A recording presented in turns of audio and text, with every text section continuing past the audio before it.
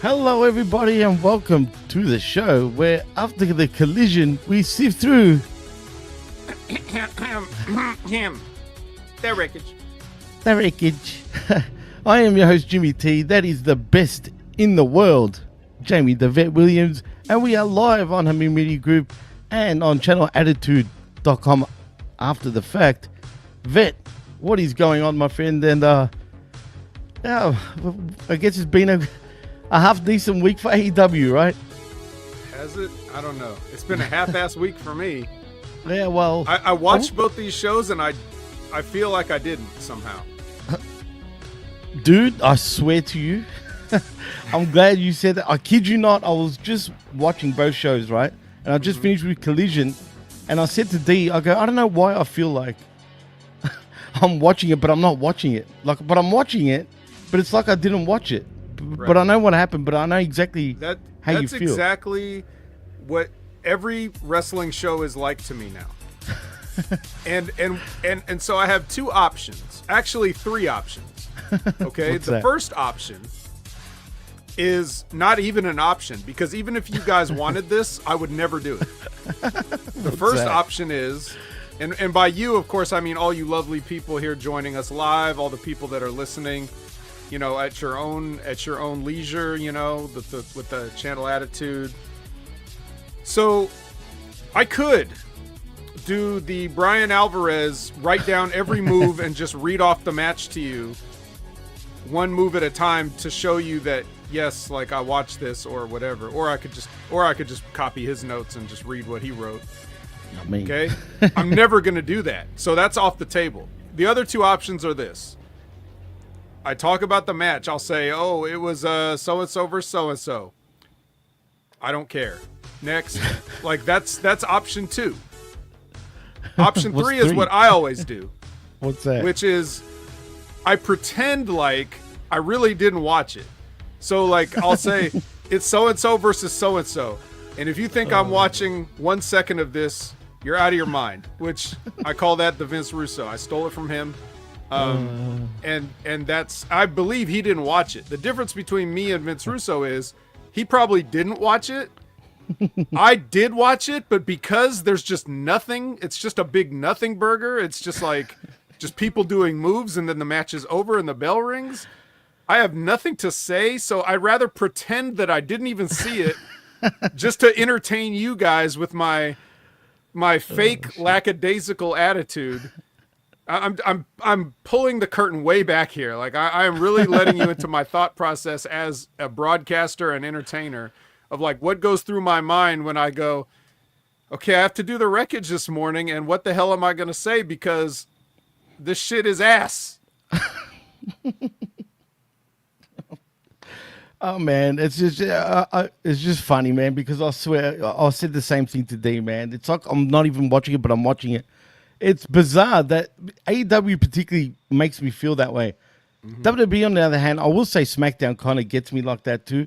But at least Raw seems more enjoyable compared to everything else, you know what I mean? Where I can actually pay attention.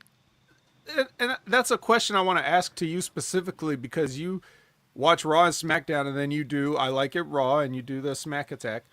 Right. How does Raw capture the energy in a way that SmackDown doesn't? It's basically the same exact shit. No, you're right. But how does Raw get it? And even before, before they were on Netflix, before they moved to Netflix, the last few shows they were doing on USA, they still had the same basic feel to it. And I just don't get how it could be, because you look at it and you're like, well, it looks exactly the same, it sounds exactly the same, but for some reason there's a mysterious energy on Raw that's just, it's the only difference between the two shows. You're right. I don't know how they do it. It's always been like that too. I think, could it be the colors? Could it be because it's red and it signifies, you know, like strong sort of, you know what I'm saying? No, because there was a period when SmackDown went to Fox, right? And the USA was, you know, Raw was on USA, and it was the same old shit. You know, this is during the McMahon era, right? And SmackDown had a little bit more of like a urgent feel to it. and now, and Raw seemed like lame and boring. I get you right. And now SmackDown feels like it's the same as it was then, but it seems like Raw has leapfrogged it somehow. Yeah, it's weird. I really don't know what the missing ingredient is, but they're just getting it, I guess, somehow. Could just be the creative teams. Maybe that's the difference there, is just like certain people, just the way they lay stuff out. I don't know. Maybe it just has, like, they know that these people will be like, oh, it's like, well, CM Punk and Drew McIntyre are doing a promo. That's going to be good. Just so you don't have to worry, right? 100%, man. And that reminds me, because I do, and this would be part of the new segment, but before we do go there, I just want to thank the chat, because you guys were bopping long before we even got here, and we really appreciate that. And it's a full house even before we jumped on, believe it or not. But I'd like to thank Aaron Benchlomer for being here, saying, so can we all agree that until Jay White will leave AEW, his career, or what left of it, is over? He began with such a hype, and by now he has castrated to oblivion. He's right, in a way. I mean, he's not in the spot that he should be. When I say that, he's in the high spot, but he's very much Robin in all of this. You know what I mean? It's all more about freaking Cope and Moxley. Everyone else is just a background player. I don't like that aspect of it, but right now, I don't know how much. See, it's a little too early for the doomsaying, Aaron. Right. I don't over exaggerate the situation, please. Don't fear for Jay. He'll be okay, because, as I keep reminding everybody, the greats know how to get the lemonade from the lemons and not spill the lemonade all over themselves. They don't get the lemon juice all over themselves, okay? They know how to deal with this. So I don't know how much of it Jay can do himself proactively, but passively, he's not letting any of this shit stick to him. It's just the fact that he's there, and it's a main event spot, because everything that he's doing is revolving around the AEW champion, the challenger for the AEW champion, the main event storyline of the company. Jay White is mixed into it. Now, what he's not doing is letting himself look as stupid as everybody else is. Like, Edge looks really stupid a lot of the times. He's burying himself every time he gets the mic. Jon Moxley's just ridiculous. Jay White's there, but he's not. If you notice, he's very... That's what I'm saying. Like, you called him the Robin. I assume you mean as to Batman, if Edge is Batman. Right, and I don't mean that because I don't feel that way personally, but you know what I mean. Yeah, but also like Robin, he's a very important piece of it. Oh, absolutely. But yet he's not taking the focus, because it's not his turn for the focus. Which also means he doesn't get any of this shit on him.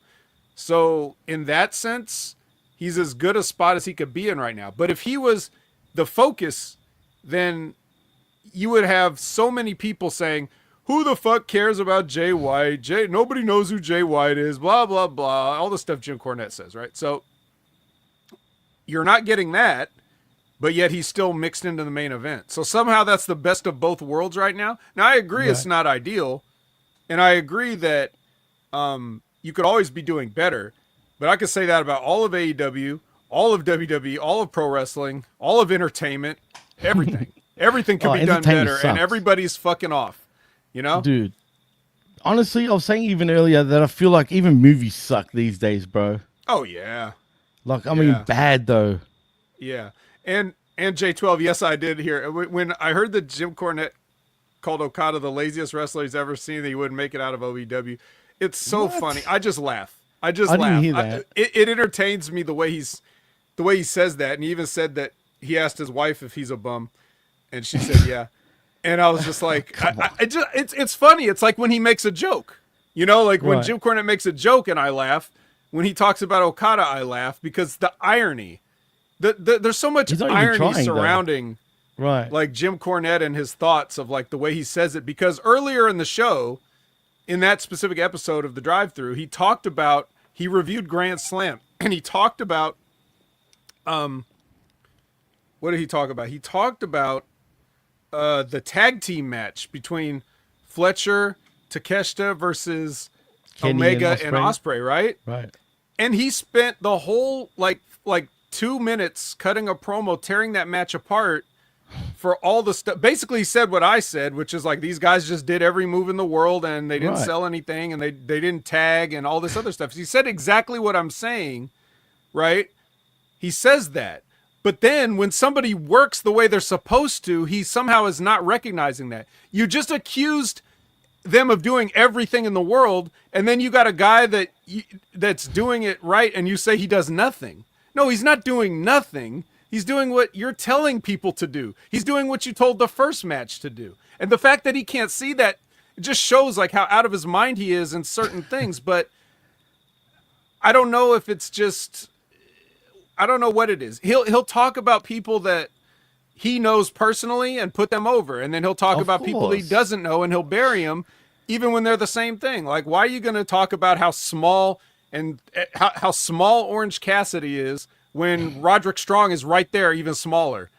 But he loves Roderick Strong, dude. Right? Because they're friends and they work together. So it's just, you know, you just have to have the proper perspective on these things. And that's why if I don't like somebody, you know, and they do something good, I'll put them over. And if I do like somebody and they fuck something up, I'll call them out.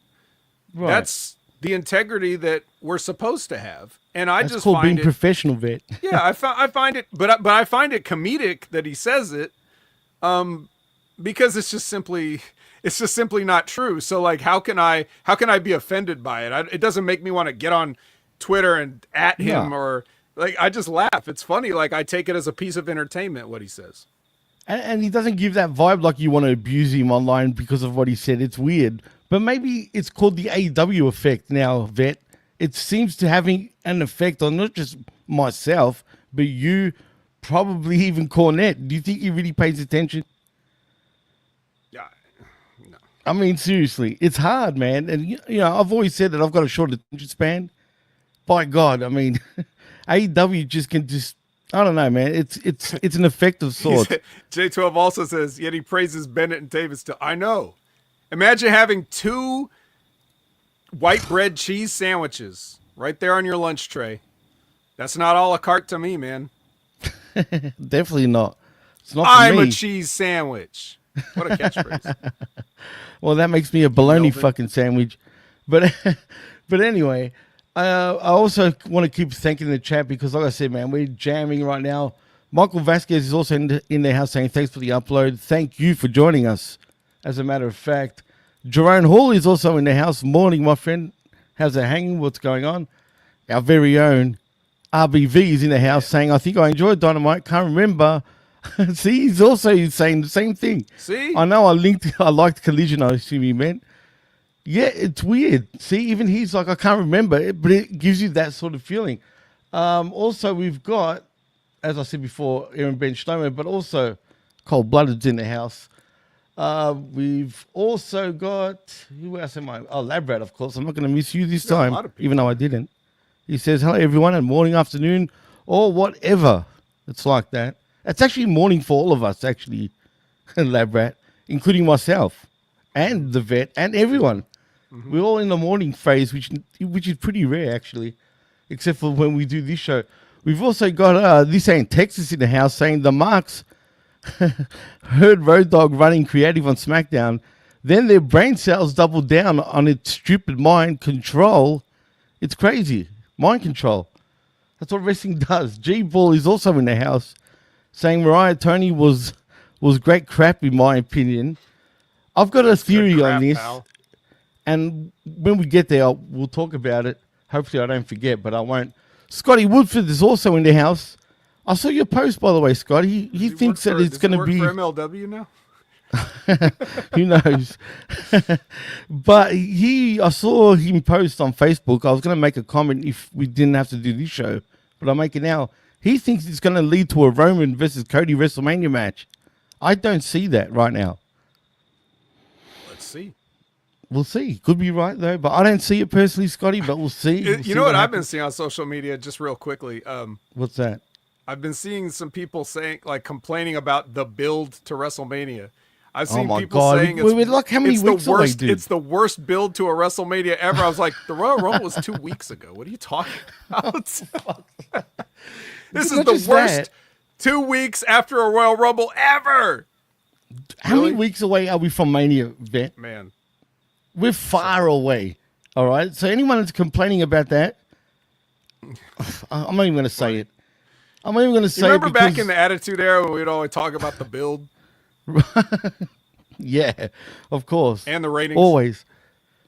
I mean, don't get me wrong. I mean, professional wrestling fans were one of the first to embrace the internet with all the forums and stuff like that, man. And they were jamming even back then, Vet. I wonder how many of those people knew that they were mingling with a young Tony Khan, you know? You know what's sad, dude? He's our age. I'm just saying. And you know what's even sad? That was his people, you know? You know what I hate the most? His birthday is a day before mine. We're exactly the same age, practically. Why do you hate that? Who cares? I hate that, dude, because I hate he's a A Libra lot of too. people For are crying born out on loud. the same day as you guys. I know, but why Tony Khan for crying out It loud? wasn't even your actual birthday. It's a day. What's the day before? But technically, the 10th for you is the 11th for me, which means it is on my birthday. Ah. Let's See? never talk See what I about did this there? again. G-Ball is also in the house saying, hey, Jimmy T and Vet, great job on Rip's show.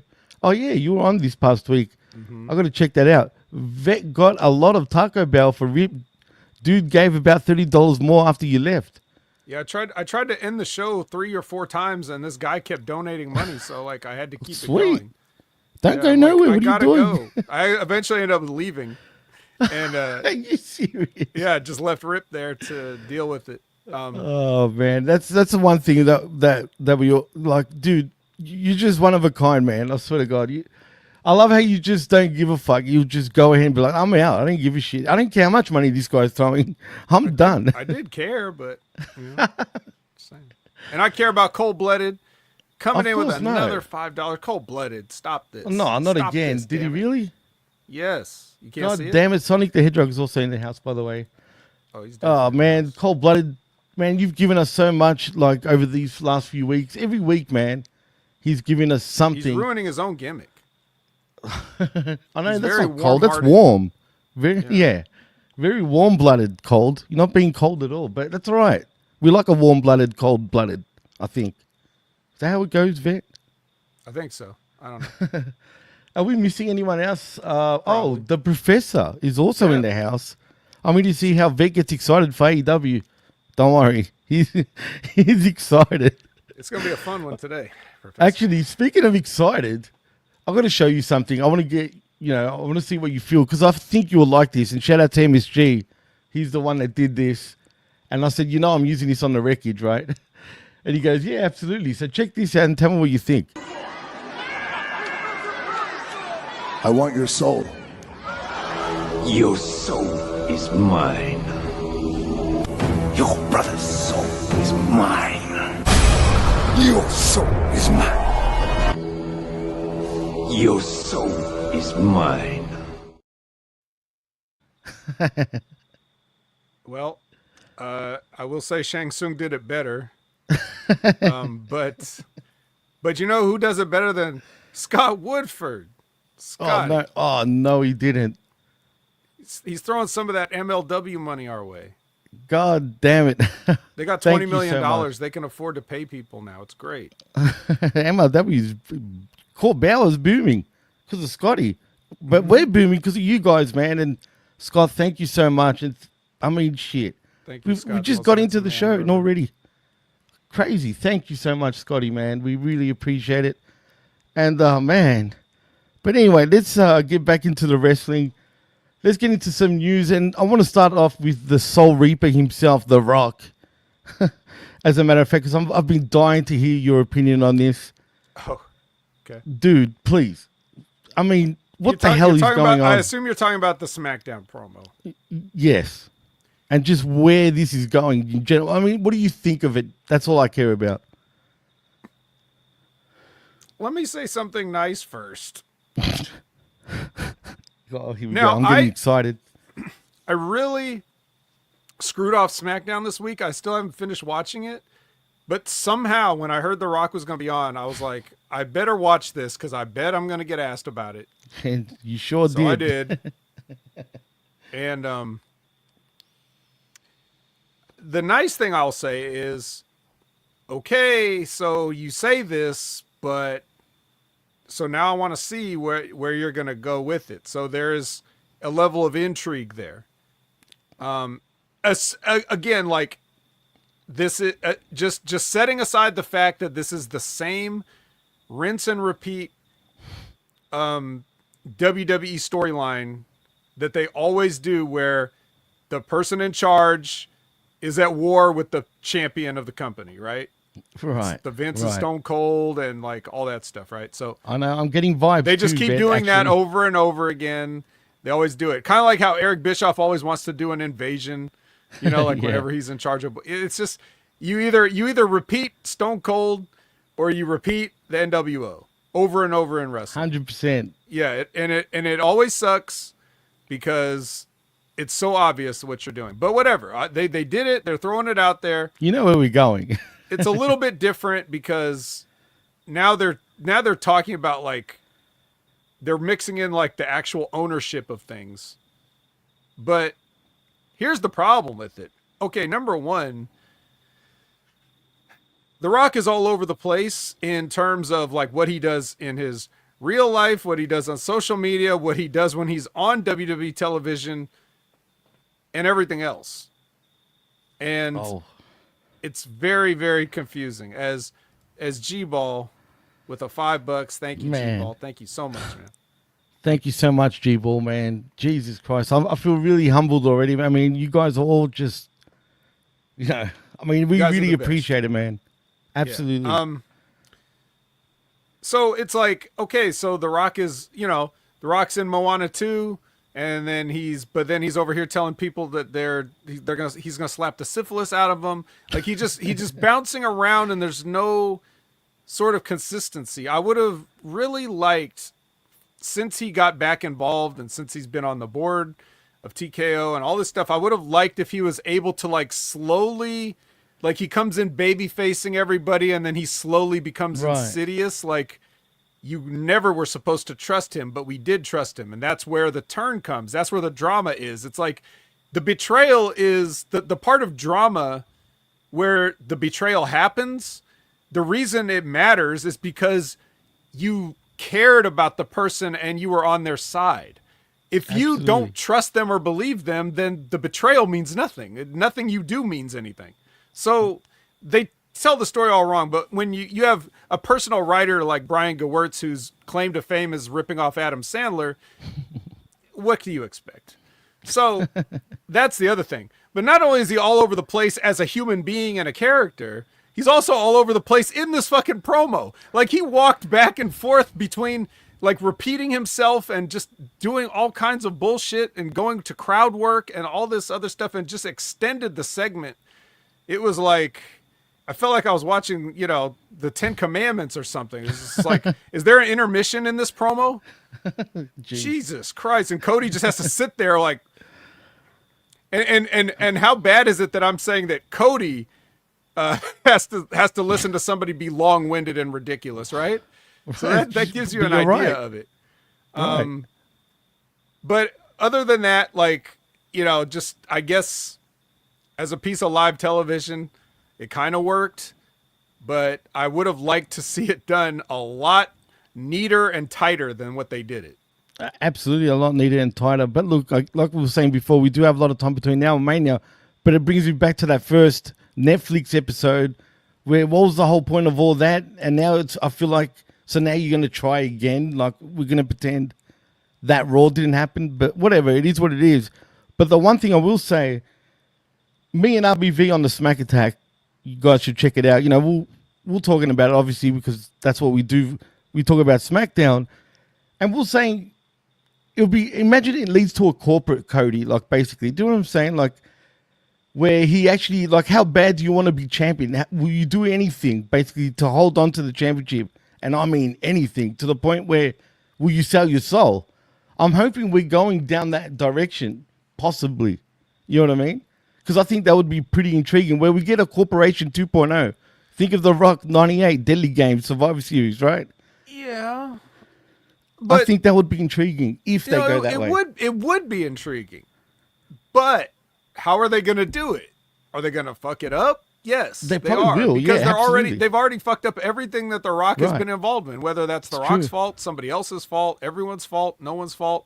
It just ends up being lame, you know? So 100%. yeah, I mean, but yeah, like what you're saying, it's perfect because Cody doesn't have to turn heel. Cody can be a babyface that has to Like be a he's heel trapped? because he's being blackmailed or Right. threatened. That'd You be know what cool, I mean? Like, dude. That would be good, even better. But- See, that's why you're the best in the world. It's those little things that you add in that make things even better, dude. right. I mean, but that's the thing. It's like, okay, in wrestling, that seems a little bit different. It is But different. I've I've never seen that. Yes, but outside of wrestling, that's literally every movie and TV show ever. Like it's that's the most true, but- tired storyline of all time. Like, oh, Right. I have to do this because, you know, I'm being forced to do this. Oh no, like, okay, but here's the thing: if you're whatever they do, just try, like when you're doing the phony press conferences or when you're making other appearances and stuff, could you try to like Kayfabe it. somewhat keep it like Right. just a little bit so that people are asking the question at least? You're Or right. just not be embarrassing. Have or- some fucking respect. yeah, just You know just what a I mean, for the little bit. business. I mean, Right. but it's hard to ask that of them when it's been They've just already- stomped into the dirt Right. for so It's long true. now. It's You're been right. it's been like damn near what? It's been over 30 years since. I mean, I'll say 1999 was the just official since- time. I'm just saying, yeah, even if you're just talking about when Vince McMahon exposed and testified or whatever Right. that shit was, That was 92. just so he didn't have 93. to pay the athletic commissions for things. Right, that's what if it you're counting was, from yeah. that, it's 30 years. Yep. For But sure. it's been exposed a lot of times. But that was the one where it's like, okay, no more question. It's now exposed 100%. So it's already been a long time that's been exposed, but like there's ways to keep it alive and keep it fun. And they're not really doing that now. And part of that is social media gives people so much more access than they used to have. And part of it's just that the wrestlers don't want to play along anymore because if you're talking about everybody that is in the business now, like, you know, like the top guys of now, like the Romans and the Seths and the, you know, whatever, all of them got in the business and made a career after it was exposed. So they That's never true. had to protect it, really. You know what I mean? Not to the degree that they used to. No, So you're to right. them, it's no big deal. They've always known wrestling is phony, and they just got into it and wanted to do it. So it's hard to hold them accountable for it if they just were if never. the company's not even holding it yeah, accountable the to them. company's not doing it, Right. and no one ever taught them to. That's true. Because they don't give a fuck. Like the company literally doesn't care anymore, for real.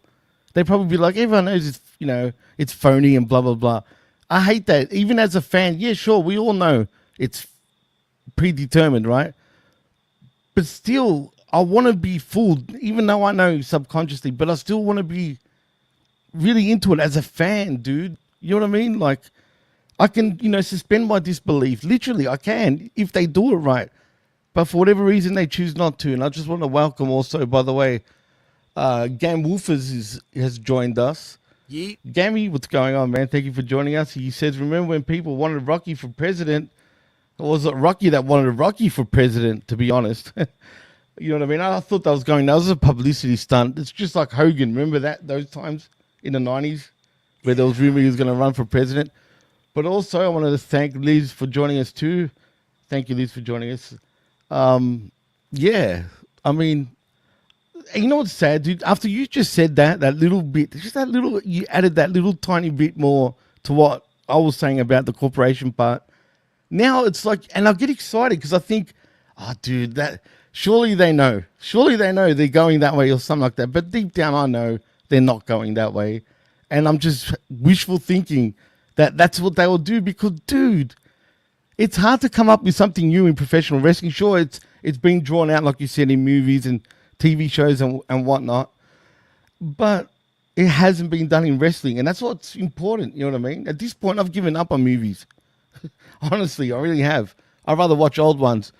By the way, Kenny F and Powers also in the house saying, "I want your soul, Jimmy T and Vent." Please, I want to keep my soul, Kenny, for crying out loud. I don't want to be soulless.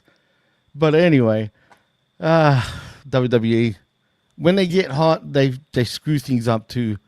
Well, it is what it is. Anyway, and they even had a press conference for whatever reason, but cool, I guess. When The Rock's around, it's a big deal. Apparently, we got some updates, though, in other news. There's not really much going on. And I've pretty much spoken about it. I was on the Friday locker room with MSG as well. Okay. This past week. We don't have to rehash anything if you already talked about it.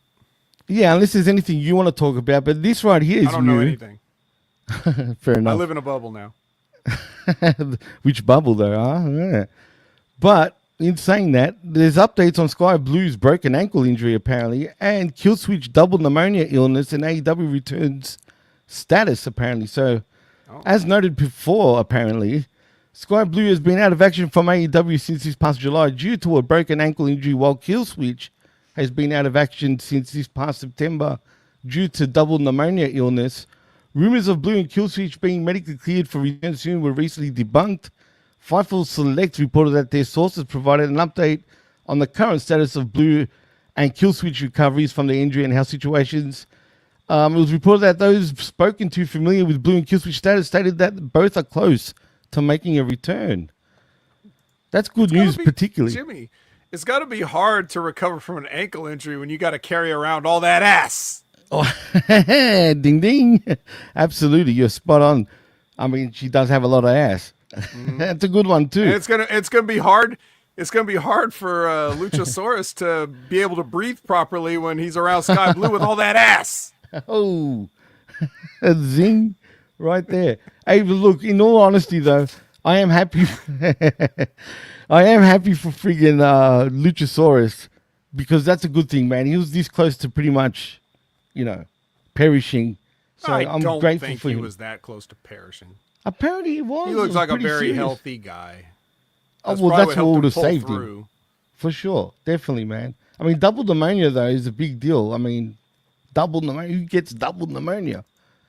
But it's still, I mean, it can happen to Dinosaurs, anybody. Apparently. Yeah, apparently. It was probably double pneumonia that wiped all of his original people out like millions of years ago. Some people think it was an asteroid. Some people think it was the Ice Age. Look at this guy's on fire already. You're on fire, man. I'm the best in the world, You are. The fucking Absolutely. best in the world. Let me get my best in the world. I mean, shit. If I could get through the screen, I'd give you a friggin' medal, even. But god damn it, I can't.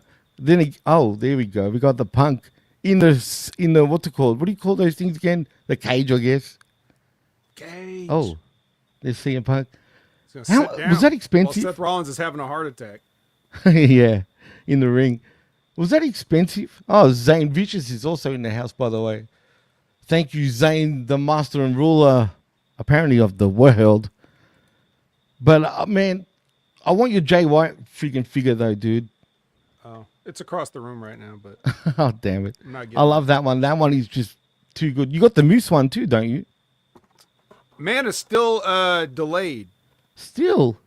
Yeah, with no update. Motherfucker. Don't worry, you guys, I told you, I will definitely let you guys get updated on when the next email I get from Powertown Wrestling about that Moose figure, but it's been delayed because, as they said, we didn't anticipate the demand.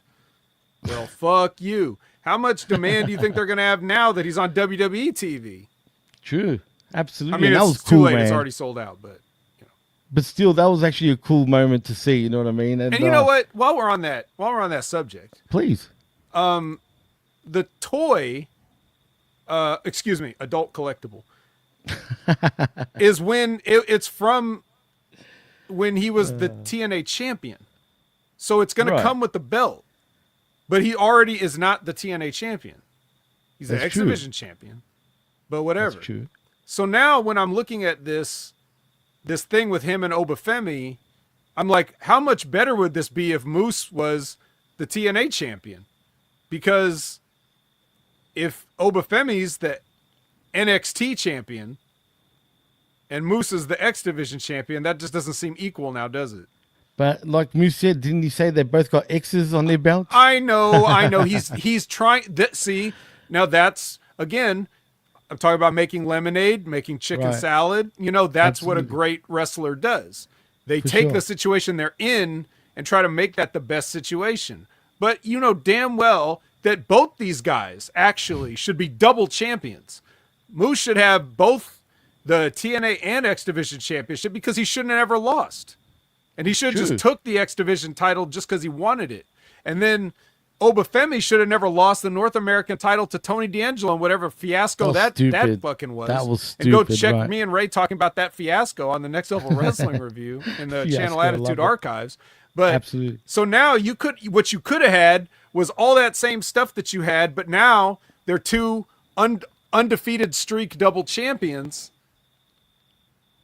And that's much more epic.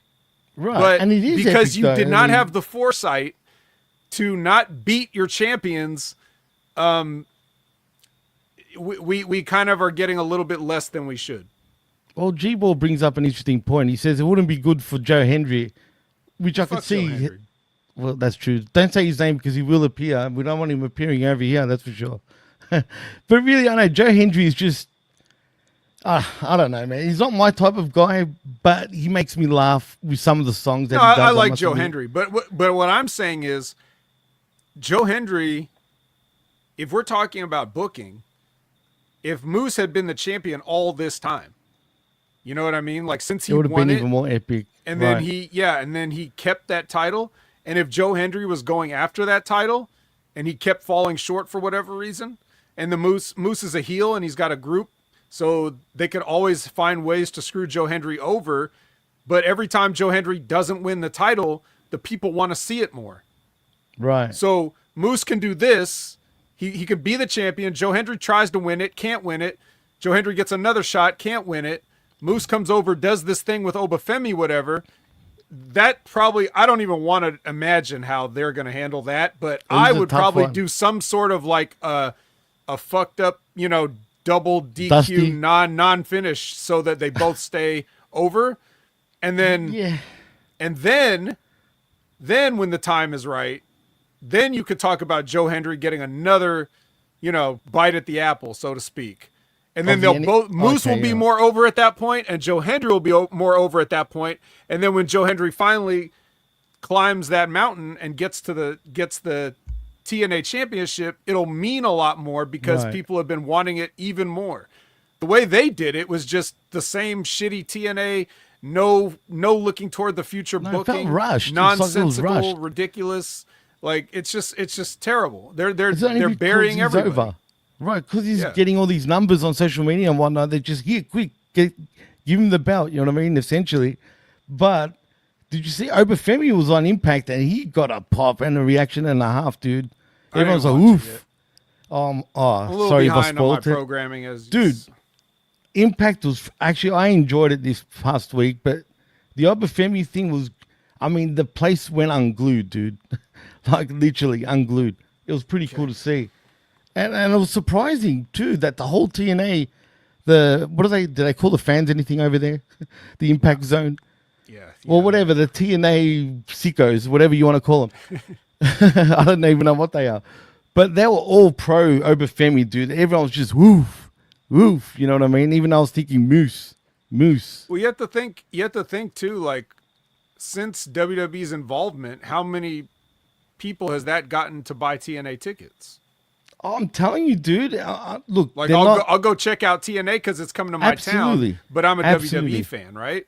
Absolutely, dude. They crossed That's the and I whole love point the of it. cross the line thing too. How they added that with it, the TNA slogan. But you see, okay, but you guys see, like I've been saying since I've been here 4 years plus on HMG, I've been saying like there's no Probably reason. 5 now, Vet. No, it's 4. But if I've been saying there's no reason for pettiness. Like Right. WWE is now doing what I said they should have done years ago. I've been saying it longer than I've been on podcasts, but it's still like there's no benefit to doing that petty shit that they were doing, like the stuff with MLW. Like that was freezing petty. them out of TV contracts Yeah. or whatever. Them trying to keep people out of the garden. Like, you know, just all the undermining and shit that they would do under the old regime. Right. It did nothing for anybody, and it certainly didn't do anything for WWE because their business was down in the toilet, comparatively for them. Right. But it doesn't do anything to undermine TNA or undermine MLW or do all the stuff that they did.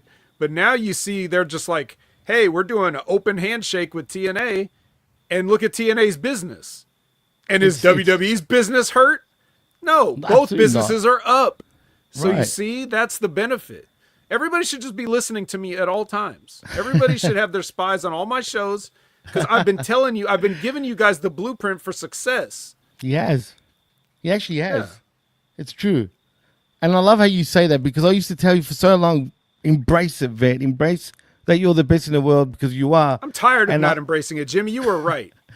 I should have just listened. Hey, I'm glad you gave me the thumbs up about it. So I'll take that, actually. I'll definitely take that. But I'm glad you listened. That's for sure. Hey, we do have Homeboy 88 in the house. If I don't acknowledge him, he'll keep going. Thank you for joining us, Homeboy. He says, hey, Vet. Hey, Jimmy. My long-lost friend. Say hi to Ivan for me. Oh, yeah. Give me a call, Homeboy. Jesus. Oh, wait. You want me to call you? I get it. Also, Todd Brantley's in the house too. And he says, I've been saying teenagers and dead or going to die, even though people have predicted their demise for seemingly forever. It's true. And at one point, they probably were on the ropes. In fairness, there were good reasons to predict that. It's just the fact that they didn't die doesn't mean that there weren't good reasons. But yes. Yeah, no. I felt like they were really close at one point, man. It felt like that too. But we've also got your old pal, dude, Serge. The best for business. Sergio. Absolutely best for business. Thank you for joining us, Serge. I was actually, a few weeks ago, Serge, I was like, I ran out of podcasts to listen to at work, so I put on like one of our old episodes, and I was just like, damn, I'm good. I love these. No, Serge and I had a very unique chemistry. It was good. Like I thought we did a good show. So, where have you been, Serge? Is he even doing any podcasts these days? Are you doing anything? Nah. Nah? Well, fair enough, man. Oh, anyway, that's pretty much the news, Vet. I mean, everything else I spoke about 3 times, it felt like, in the last few days. Unless there's anything you want to talk about, Serge has called you the best in the world, Vet. Mm-hmm. And Todd says he puts everyone else over. We're the best around. All of us. Yeah. Hamin power. Haminites, as the professor loves saying, which I love. I've got to take that, Prof. But anyway, I think it's time to put our sifting gloves on, Vet. Okay, we need to put the gloves on. This is going to be a fun one. And let me tell you why. Because this is probably the most unique thing that's ever happened to anyone. Why is that? So I have my notes, right? And what I do is I take my notes all week. Like I have my little note app. And like I'll watch the shows and then I'll be like, okay, this happened, right? So today it was on my lunch break and I was watching Collision as usual. But I was also buying something. So I put my phone like with Collision on in my pocket. Okay? I've done that before. Yeah. While the phone was in my pocket, because I couldn't turn it off, I should have clicked it off because I forgot that the way I have my thing set up, it'll still play even if the phone's off. Like it'll play the audio. The audio. But I didn't. I left it on, the screen playing.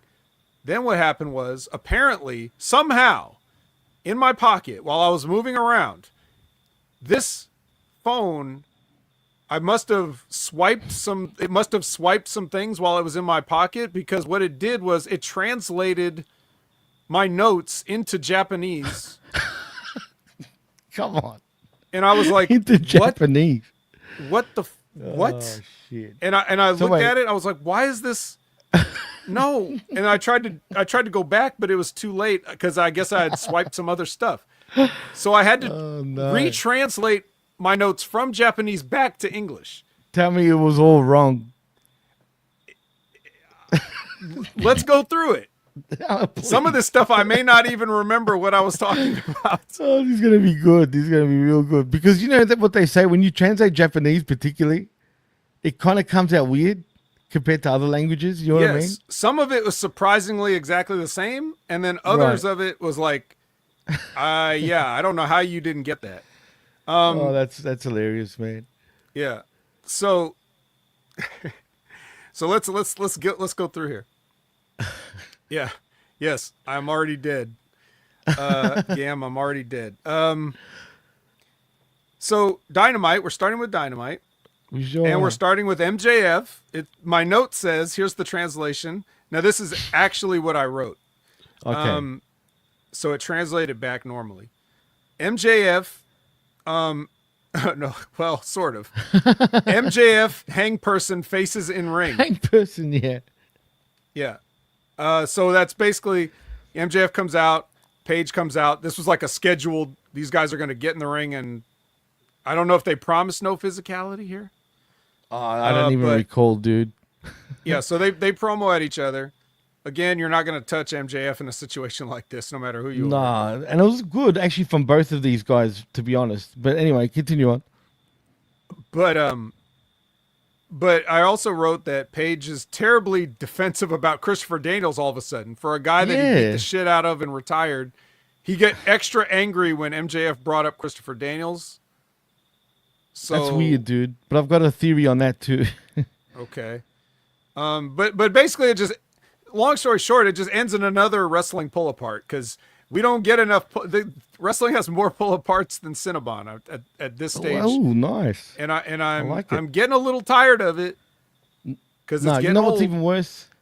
You know, and I'm sure you would have noticed this, but you know what really threw me off this whole promo, even though I enjoyed it until this point? When they're about to like hit each other, they're both face to face, right? Like literally touching heads. And then they both pull apart themselves to take their fucking clothes off, bro. Are you kidding me? It's like, yeah, I'm going to fuck you up. Like taking watches off, taking jackets off, taking shirts off. I'm going to fuck you up while they're both doing it at the same time, dude. A real fight doesn't go like that. And I've seen where one person, this is my friend, but it was a one-on-one, so I didn't do nothing. This is when we were young, back in high school. He literally goes to take his jacket off from on top of his head. You know what the other guy did? Ran right in, bang, bang, bang. Fucked him up. Even though it was cheap, but I get it. That's how a street fight is, right? You don't fucking wait. You just go for it. You know what I mean? Not fucking take off all your shit. I'm going to fuck you up. I'm going to get you, you know, blah, blah, blah. After that, I was like, nah. What was all that for, man? Both of you are freaking idiots. Yeah. Yeah, I mean, you know. Well, that's not going to be the only awkward face-to-face we get tonight. Don't worry about that. We got plenty more of that. Plenty. Okay, next note. Patriarchy enters. Okay, that's pretty normal.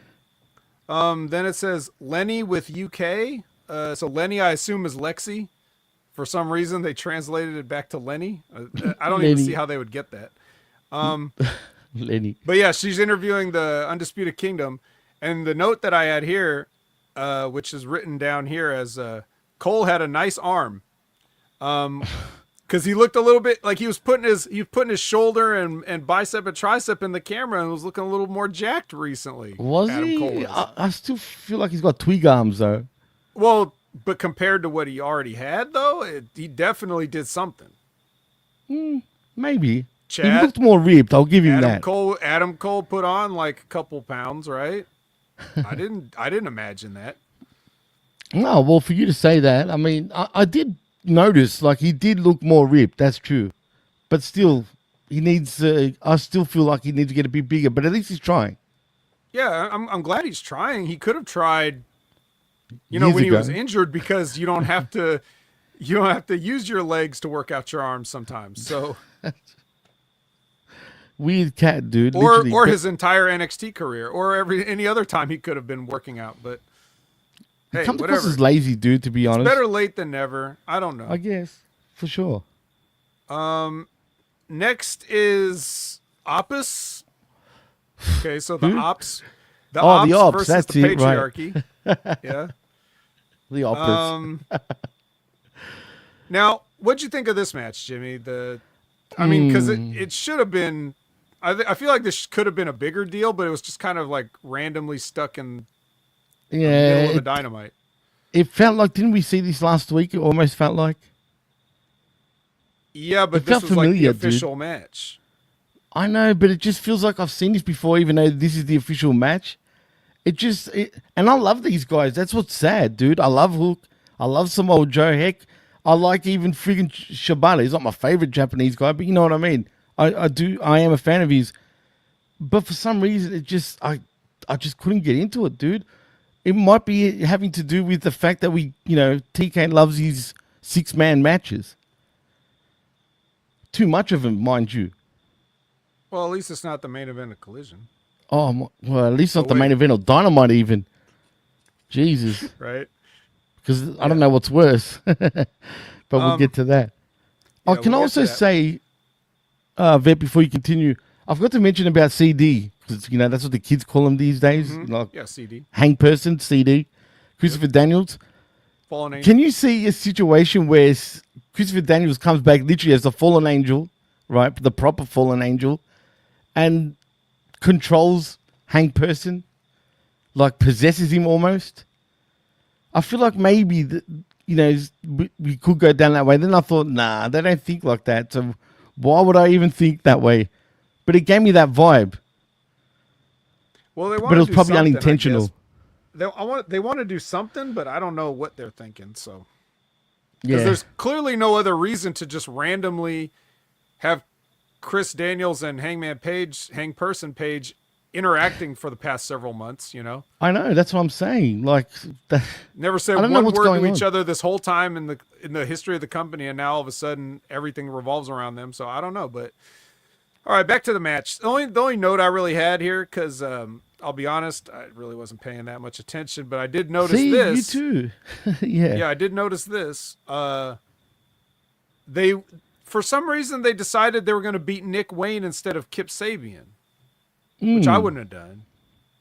Not that I give a shit about Nick Wayne, but like of the two, Kip Sabian seems like the more obvious choice to beat in this match. Especially, when it comes to the patriarchy, right? In terms of hierarchy, funny enough, Kip is definitely on the bottom of the totem pole. You're right. I don't know why they went that way. Maybe just to change it up a little bit, do him a favor.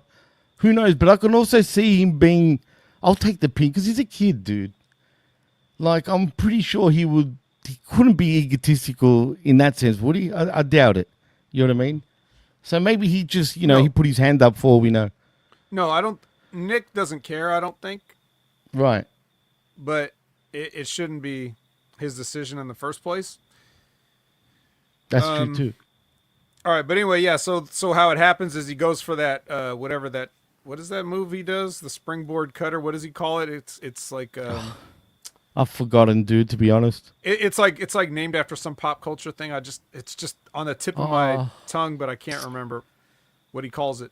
But anyway, he goes for that springboard cutter, and then Hook catches him in the red rum, and he taps out. Wayne's World. That was right. Cool. Thanks. Oh, Simon. yeah, Wayne's World. Jesus Christ, man. How did I forget that? Nick You're right. Wayne's World. Nick Wayne's World, exactly. He wasn't even old enough to even know the World movie 2 when it came out. I mean, was he even born when the first one came out? He wasn't. Or even the second one, possibly. No. Yeah, he's a baby, dude. But yeah, again, I love these guys, and I'm talking about, the Ops, which is a dumbass name for me. Come on, why are they the Ops? Shouldn't it be the other guys? I mean, anyway, I don't know, man. What do I know? But whatever, man. I guess they're trying to get into what the kids call shit these days, the Ops. Yeah. But whatever, man. I don't it's mind stupid. that. I mean, I'm always going to think it's stupid because I'm old. Well, so am I. Yeah, I don't know what I would have to ask a young person what they thought of somebody calling a team that. But the Ops. I don't know, man. I just feel like it's lazy and stupid because really you came up with that. And what was the basis of coming up with that too? That's what I want to know. But whatever, it is what it is, and they do get the win. Joe looks happy to be doing this shit. I mean, at the end of the day, at least with Taz's son, as in Hook, at least he's under the learning tree, literally, at this point. You know what I mean? And I'm sure he'd be loving it, being under the tutelage of Shibata and Samoa Joe, of course. But, yeah, it is what it is. You like the theme song, Cold-Blooded? I don't like it, to be honest, for some reason, but whatever. Well, if you like it, you like it. Yeah. So Lenny's with Jericho, or Lexi's with Jericho, and if Bandito wins, he gets a title shot. That's what Jericho is saying here. I'm sorry for Jericho, dude. I'm sick of his bullshit. Okay. I'm so done, bro. All right, I will read. I'll read this note exactly as is translated. Hobbs versus Bill's street fight. The lovely threat of violence. Bill passes through the table. Passes through the table. So what I meant by this was, this is another one of those fucking garbage street fight matches. It was right? garbage, bro. This was absolutely garbage. Yeah. Now, when I say garbage, it is to me garbage in the sense that kids use that lingo now to say something's trash. But also, it just means like a hardcore match with a bunch of furniture and dumb weapons, right? Like it's a garbage match, whatever. But what I was talking about when I said the lovely threat of violence, right?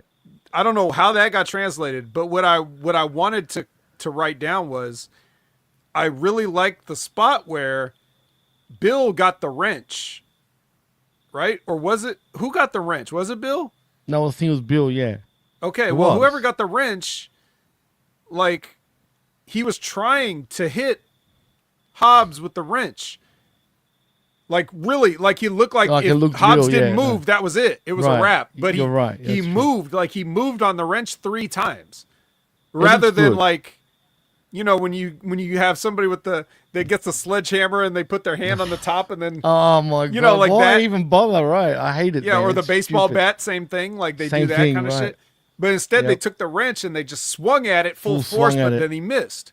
So it's like, this is what I'm talking about. You're trying, but the guy's moving, and you're showing the threat of violence. You know what I mean? That's all the greats talk about, the threat of violence, right? We all get it from Rip, who taught us, and then whoever taught him, and so on and so forth. You know. Speaking of Rip, I was giving them something about Rip, but I'll get to that. I was giving them praise for that. That's what I was trying to say there. No, you're right, and not just that, they made it look real, like as in, like he really, because you know sometimes when they do that type of shit or try to, it just comes across as phony, like it's just off. But the like the way that he was ducking, like the way he was moving out of the way, it literally looked like he was trying to, hit him with it. He swung it at the ring post. So it hits the ring post so everybody can hear the clang, you know? Like, right. It was good. That was well done.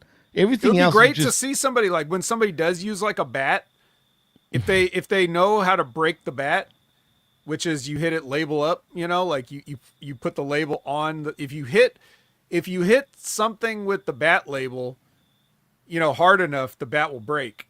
I didn't know that. Really? That's the weakest spot in the bat, yeah. So is that with wooden ones but only? Yeah, usually, yeah. I don't think you're gonna break a metal bat. Right, that's why I'm asking. But even so, like if you had a wood bat and you smash the label into like a ring post, say, you could splinter it. Now the danger there is that a piece could fly out and hit somebody in the crowd, which you don't want. Right. But just saying, like maybe if it was in a controlled environment, like a backstage, like one of those brawls, if you have to have those, you could do that. Anyway, whatever. I'm just spitball. But yeah, so apparently Bill passes through the table. I don't recall the finish exactly. Was this the end of did Hobbs win this? Yeah, he won this, right? Hobbs did win. Actually, it didn't go for that long. Funny enough, believe it or not. Even though it felt like a slog for me, but it didn't actually really go long. And I don't know if I like the fact that Hobbs won, because really, what does it do for Hobbs? Nothing. No, it's not. It doesn't do nothing. It's just that. I mean, because he could put. Well, look, if we're going by what you're talking about, nobody in this company is getting anything done for them. So, let's talk about the way it should be. Right. If we're looking at what it did for Hobbs, what it did was it puts a period on this. Like I decisively beat Big Bill, and now I don't have to keep having matches with him. That's what it does. It moves Hobbs forward. So this is settled now. Bill has no excuse. He lost. That's it. So now Hobbs needs to move on, and Bill needs to move on. So that's what it does. Move on, both of y'all. Just do something else. Yeah, no, you're right. For sure, man. Yeah. I agree with that. We'll see, though, because they keep fucking up Hobbs, to be fair. So we'll see what they do this time. I'm not confident, but hopefully I'm wrong. Well, speaking of fucking up, we have Lenny with Cage and Archer. Lenny Lane. And they want to challenge the Hart Syndicate. The Hart Syndicate. Apparently, yes. It's The like Hart Syndicate, huh? it's like another variation of the Hart Foundation. I like you got it. It actually got some pretty Canadian good. relatives here. The Hart Syndicate. They're the cousins. The third cousins, though, of the Hart Foundation. Mm-hmm. We got the fucking Hart Syndicate. I actually do like it, man. I'm not going to lie. Thank you, Japan. Just saying. All right. So I don't know if Cage and Archer had a tag team name at this time, but we'll find one later. They may have had it already. I don't know, but I don't recall. all right. Next is Timeless Toni. She gets in the ring with the spotlight and everything. Is this some sort of is this her trying to say that she's gonna do one of these open challenge deals too, or am Honestly, I I have no idea, but I guess so. You know, tits, everything was going on here with what she was saying. But I will say this. I'm starting to think that this is all bull. I know it's going to sound dumb, but this is going to be a movie. Everything, including Mariah May. I feel like they're both in the movie now. Like, as in, they're both going to be... And by the end of all this, they're going to come out as friends anyway. And they're going to be like, see, we put on a performance of a lifetime. I'm just getting that feeling, dude. I don't know why, but I can see that being the swerve, shall we say. By the end of it, it's going to be like an Academy Award performance, basically, by both of them. That's going to be the end game. Or is that too deep for AEW? Let's go with it. I've just got a feeling that's where they're going, man, and I'm going to laugh when it does happen. But yeah, that's the feel I get. But anyway. Okay. Next I have a Gabe Kidd package, and he's going to debut on Collision. I was More on that surprised later. by this. Oh, yeah, it was on Collision. Exactly. That happens on Collision. They're just letting you know he's coming. Oof. Go watch Collision. Watch Collision. All right. Lexi and Willow. Let's see. It says Marina hit her, surrounded by mocks, switches, or he ? Signal a brawl with music, and yet another. Grab the microphone on your way into the crowd. Yeah, that's pretty much exactly how I remember it. Yeah, pretty much. I'm laughing at Zane Vicious's comment, by the way, because, you know, if you're going to have a Hart Syndicate, he said it's got to be Teddy Hart and Tommy Billington. There's the Hart Syndicate. Well, you're going to have to find Teddy Hart first. That's true. That's true. And then you're going to have to not hire him because that's the best option. Absolutely don't hire the guy. So I don't really recall everything here. Yeah. So basically the only thing I have to say about whatever this shit was, I didn't pay that close attention at the time and I didn't rewind it. But as Edge is going after Moxley and chasing him through the crowd. Right. Did he grab a microphone on the way out there, or that's a good question? Did he have one in a pocket? Where did he get that mic from? Because he cut a promo in the middle of the audience. You're right. And I was like, didn't wait, think did of he? That. When did he get that? That didn't occur to know? me, dude. Oh, wait a minute. Wasn't he in the ring talking originally? No. He ran It was out there. Moxley They hit his first. music. Right. Yeah. And then he was talking shit, Moxley, about what he's going to do to Cope and all this blah, blah, blah. Yeah, And then they hit his music and he runs out there and he chases Mox out. And then he's in the middle of the people and then he just starts cutting a promo on a microphone. I was like, where'd he get that from? Not just that, Vet, but where did he get the hat from? Did you notice? Hat? Yeah, man. Suddenly, I guess someone from the crowd passed it to him or just put it on his head, I'm pretty sure. But he just wore it. Someone That I could chucked, see. like, literally a hat on him, and he just kept wearing it to the ring. Yeah, who cares if It was he had weird. head lice or anything? I think mean, it was in his pants. Liz says. Well, you Well, know, there's a Cope lot and of his ways I pants. could go with that comment, but I'll just. Yeah.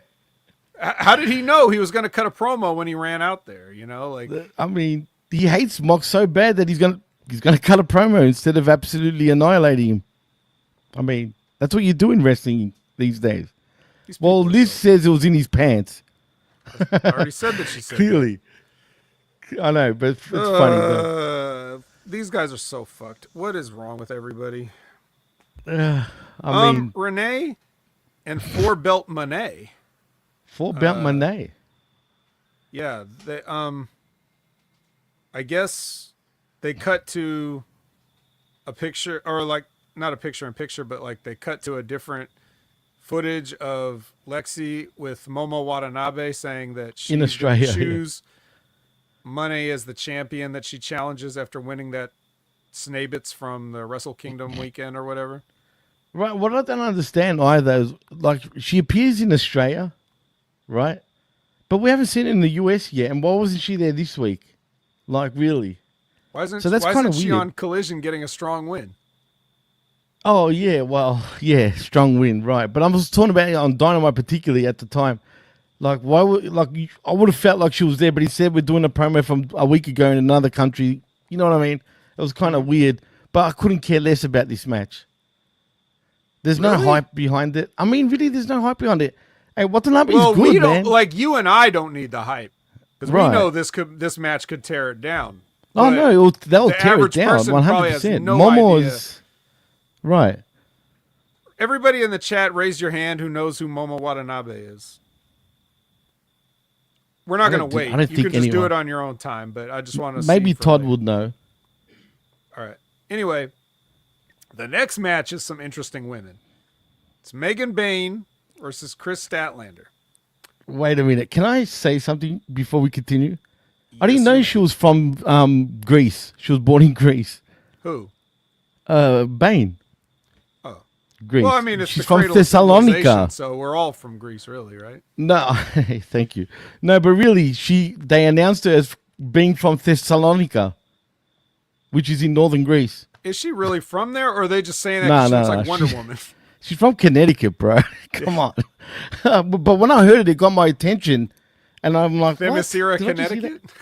Yeah, Thessalonica, Connecticut. No, but really, like, she comes out like she's a Greek goddess, clearly, right? That's the thing. Wonder Woman. But she's Wonder Woman. Let's just say Wonder Woman. Yeah, but the Greek version, I guess. But she looks amazing, dude. Yeah. She looks amazing, dude. No, really, her look is just something else. And then the bell rings? And then the bell rings, unfortunately. But did you know she's a Rip chick, dude? I didn't know that. Rip Rogers and Al Snow trained her. No. Yeah, neither did I. Because when I heard the Thessalonica part, I had to look it up, right? I'm like, hang on a minute. So when I looked it up...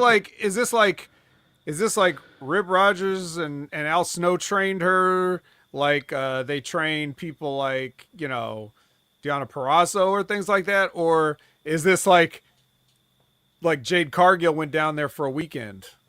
She was in OVW. She was known about, from what I was reading, apparently that's where she started getting a bit of hype for being in OVW. So I never knew. I would have thought we would have all known about that, but apparently she's a Rip girl. So I don't know. You're going to have to ask Rip on that one. And if so, how good do they think she is? I mean, she's got the look, but she's still very green, though. Yeah. Well, I don't know, but this match was, what'd you think of it? No, it sucked. And what is she? Is she a heel now? Is that what happens? We got people helping her? Well, she's kind of been a heel. But is she? She's not doing anything. She's not saying nothing. She's not like, you know what I mean? Like, just a heel by default, I guess. Right. Yeah. Like literally, she's a core. But if you let Penelope Ford help you, then you're a heel. Right. That's what I'm assuming. Because if you weren't, you would kick her ass too. Exactly. So I'm going to assume she's a heel, I guess. But I don't like the way they're doing it. It's pretty shit, to be fair. Okay. I agree. Well, that's not the shittest thing that happened in this. It's not. The next shittest thing is when Penelope and Megan were putting a beat down on Statlander, and then Thunder Rosa comes out with a chair, gets in the ring, gets in their face, and then does absolutely nothing. This is fucking stupid, dude. I expect more from Thunder Rosa, but I feel differently about Thunder. I'll tell you off the air why, if you don't know already. Maybe I don't, but this wasn't. I mean, I guess. Look, we talked earlier about how the business is fucked, so we can't blame these people for how things are anymore. Yeah, but come on, man. Have some self-respect at least. If self-respect means that you have to hit somebody with a chair, then I understand why Rosa didn't do it. But it's the other two. Like, you just gonna stand there? Like, I understand that Megan shouldn't powder. Penelope definitely should have powdered. Like, why the fuck was she just gonna stand there? I understand you don't want Megan to powder, but if you don't want Megan to powder, you shouldn't have had her in that situation anyways. In the first place, right? Yeah. Yes. You shouldn't have even booked it like this. And whatever, man. I don't it's a joke, dude. This company just does weird things, man, continuously. With everybody.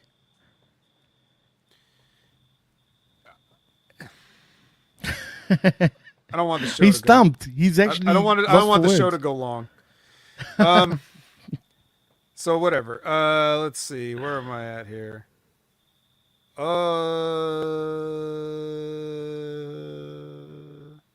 It's like that with AEW these days. Yeah. No, I'm trying to like look at my notes because I think the hell happened. I love this Japanese translation of the vet's notes. Yeah. It says Bane versus Stat, Penelope with top rope push, toe F5, Rosa is embarrassed and jumps out with a chair. Rosa's embarrassed? Where'd they get that from? She's definitely embarrassed. Well, it's like the Japanese translator knew. Like, oh yeah, she fucked up. Yeah. She should have wailed on them both.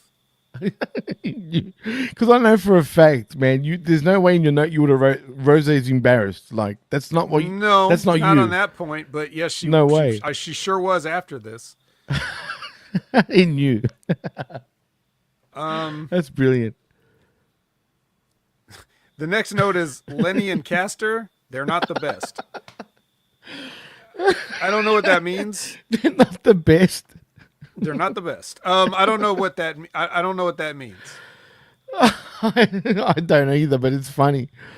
This is brilliant. I think They're it's not supposed the best. to be. I think it was him saying like. I think it was Castor doing a promo saying like. He is the best. Yeah, he's still the best or whatever, but. And he had that stupid certificate saying that he's the best. How fucking funny and dumb is it at the same time? Like, seriously. This company, man. Well, speaking of funny and dumb, everybody show some love to Ricochet. Oh my God. I'm not going to lie. That intro was is good. over with me. No, I know. I Show actually some like love to Ricochet. I like that. That's great. He's running with it like 100% now. And why not? That's why it was entertaining. Like, because he's just delirious right now. Like, as in, like, he's just, what is he? Like, he's full of himself. He's delusional, like, basically, you know what I mean? He's not giving the freaking robe back, that's for sure. Mm-hmm. He doesn't want to. I hope it doesn't get destroyed. I hope it's a fake or something, because that does have a lot of history in pro wrestling. If you don't know, this goes way back with the Embassy, if you know what I mean. And what was the original guy's name now that had it? I forgot his name. I think he passed away too, man, as a matter of fact. I've freaking gone blank on his name.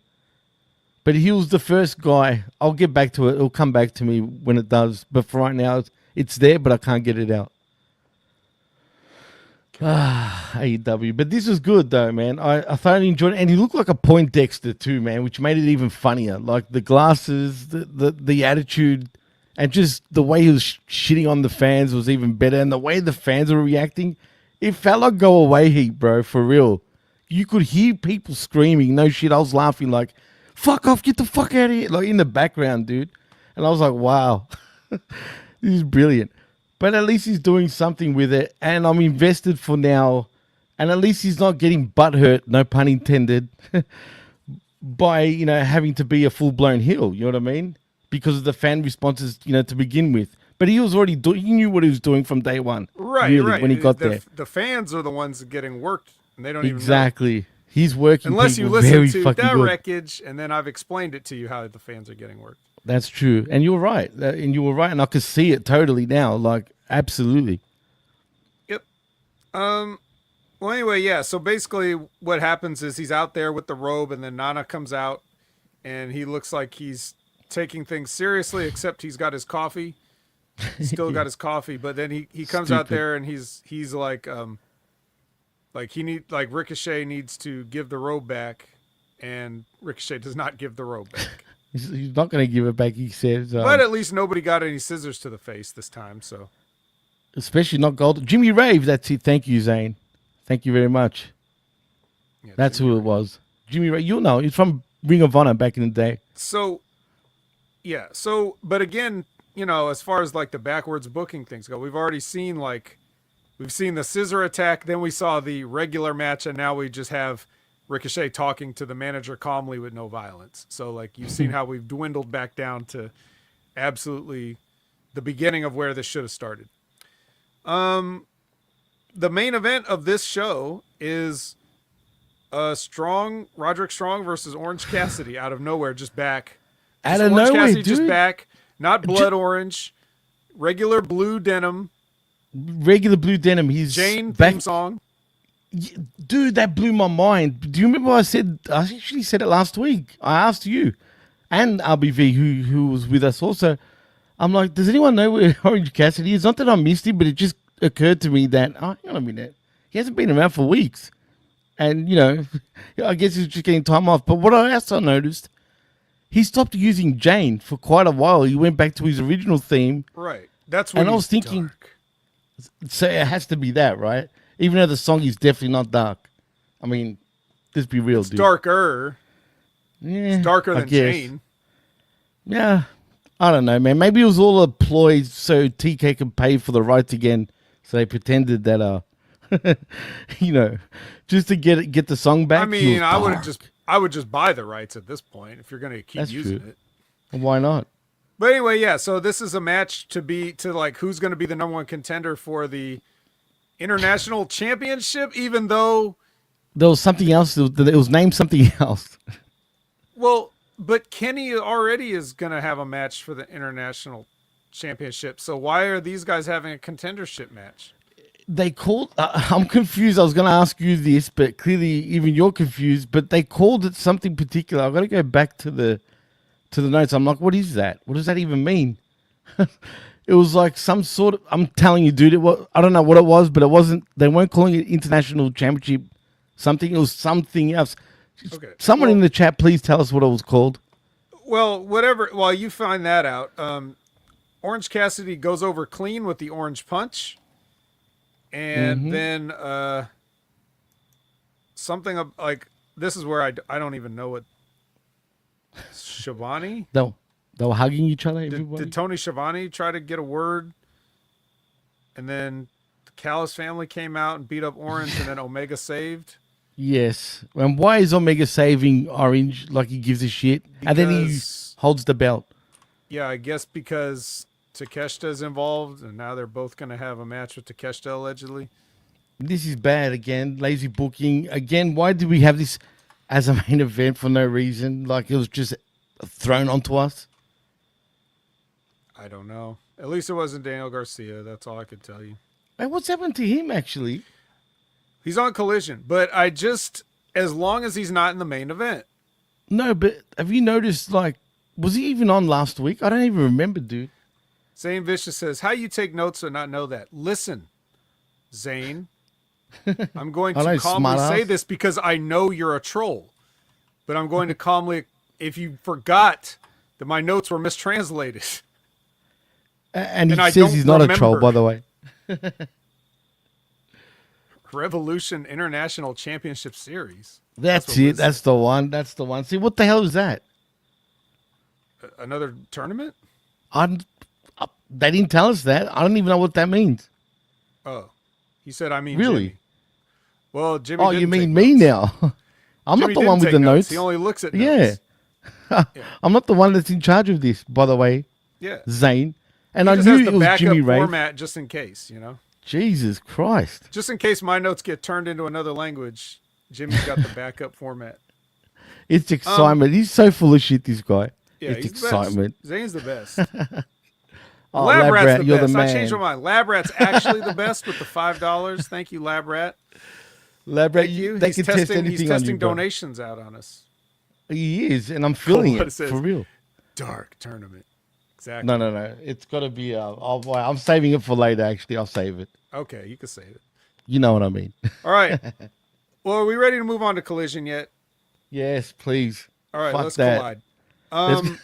Let's At collide. the beginning of the show, we see Harley Cameron, we see Bandito, we see Jericho, we see Toni, and then Toni is attacked by Mariah May, and she beats Tony's ass all the way out to the stage. To the stage, yeah. And as Chris Rock would say, that's a whole lot of ass. That was a whole lot of ass, all right. But it was Yeah, vicious and, beatdown, dude.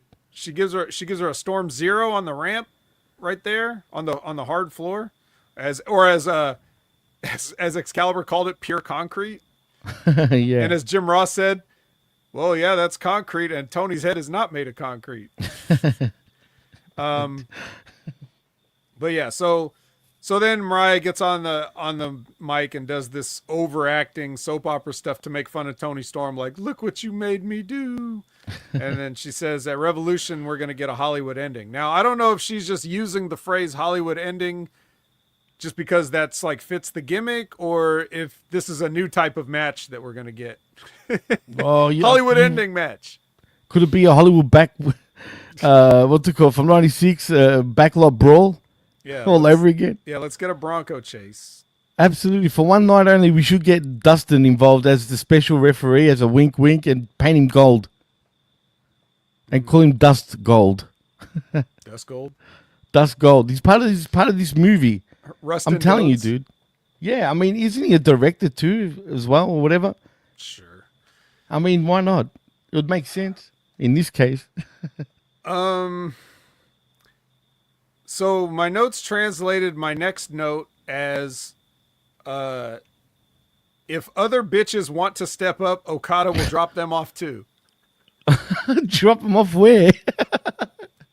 I don't know. I love this promo, dude. Have you noticed something? He talks so much better English now. He's Well, full he of just never shit. talked before.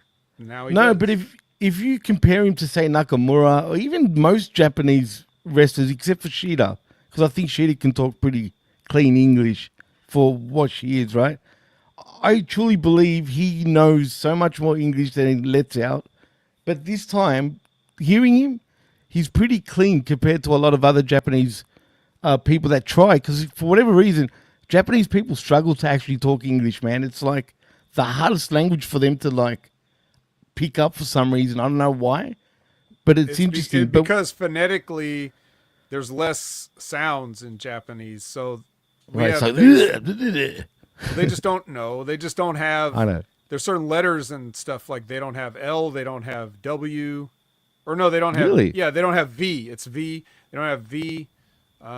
Just certain things they just don't use, so they struggle with some of those. But anyway, yeah. So Okada, it's not that he's gonna drop off the bitches. No, What I he wrote listens to was he us. says he's gonna put them down like a because dog. Yes, because he's a dog. Because Buddy's a dog. What we were saying last week. Okay, what is Buddy, a fucking dog? Mm-hmm. And then what do you know? Well, you've been saying that. Yeah, I know, but it's funny that he said that. You know what I mean? It would be funny if he said, I'm going to walk you like a dog. You know what I mean? That would have popped me, but he didn't. But still, he called him a dog because Buddy is a dog name. Just quietly. All right. So next is Hologram versus. Oh, damn it. I should have been ready for this. Yeah, but why it's aren't you ready? against. Yeah. I Yeah, him. had to. So I actually do have a real note on this. No At Japanese. the beginning of the match, okay, now Hologram, this is Hologram's like, okay, we're back. Hologram's back, baby, you know? Back. And at the beginning of the match, Mortos does the thing where he goes, "Roar," you know, like, I love it, man. The Mortos Sorry, thing, but yeah. right? Right. And Hologram flinches. He I sells would it. too. Yeah, No. that's good. No. Why not? No. No, this is an important education. Everybody needs to listen to this. Oh, I go for it. Hologram's getting a push right now. He's got an undefeated streak. He's clearly something that Toni is getting behind and wants to make something of, right? I guess. Okay. So he's got, you know, all that stuff working for him. So the rest is up to him, right? Right. Yeah, for sure. This is where you have to realize, as much as you like Mortos and as much as you guys are probably friends and as much as you want to put him over, and it's important that you do put Mortos over, because if you're going over, you have to make Mortos look like he's somebody that it means something if you go over. Now, the company hasn't done that. They've jobbed him out just like everybody else has. All the time. But as Hologram, this shows you the inexperience. If Hologram is ever going to be a main eventer, which, spoiler alert, no, he won't, because of shit like this that I'm about to explain. You have to, when people say work like a main eventer, that's exactly what I'm talking about. You don't take this, Mortos is a semi-comedy character at this point. Again, not Mortos' fault, but that's what it is. If Mortos growls at you and you're supposed to be like a future main event megastar, if you're the Hologram, the undefeated Hologram that's in a prime spot and getting a push, you can't flinch when a guy growls at you. But he's Mortos. I don't care. I don't give a fuck who it is. I don't care if it's Bobby Lashley. You have you have to get in his face. You are on equal footing. If you're at the top of your game, you have to be like the main event guy. This is what it means to work like a main eventer. I know people say that, but they don't explain what it means. You have to have a different aura. You have to have a different attitude. You can't do the things you do when you're, you know, if Hologram is like Komander, the opening match guy, who we'll see him in a second. If you're Komander can flinch at Mortos. Right, because he's nothing. But Hologram can't. Hologram's doing these cool vignettes where he's got like lightning power in his hands and shit, and just like, you don't flinch. You can't do that. You have to have stoicism. You have to have poise. You know, you have to have just all that stature, even though he's small or whatever. But it's like the way you carry yourself. He's a hologram, right? Yeah, and you see the guys that have that, like the Rey Mysterios of the world. Right, you know? that's a good example. You would never have seen Rey Mysterio at any point in his career sell a growl like that, like some jobber. You know what I mean? That's true. That's true. Yeah, not even 1995 Rey Mysterio would flinch from somebody growling. Man, he was going up against the NWO back then, even like in '96 when he got thrown like a lawn dart. He was still trying. Yeah. That should tell you something. So anyways, that right there, that just shows you that nobody's smartening a Hologram up, you know? Do you think TK is legitimately trying to position him as a main eventer in your eyes? I think, honestly, what I think, based on what I've seen, is I think Toni is seeing if he can. And after something like this, I hope Tony's smart enough to know that he's not ready yet. But the problem is Toni can't smarten him up. Because Toni doesn't know, and even if he did know, it's not his position. It's the guys like the Christopher Danielses and those guys that are supposed to tell him this. The agents should be telling him but this, who knows if they know? Fair point.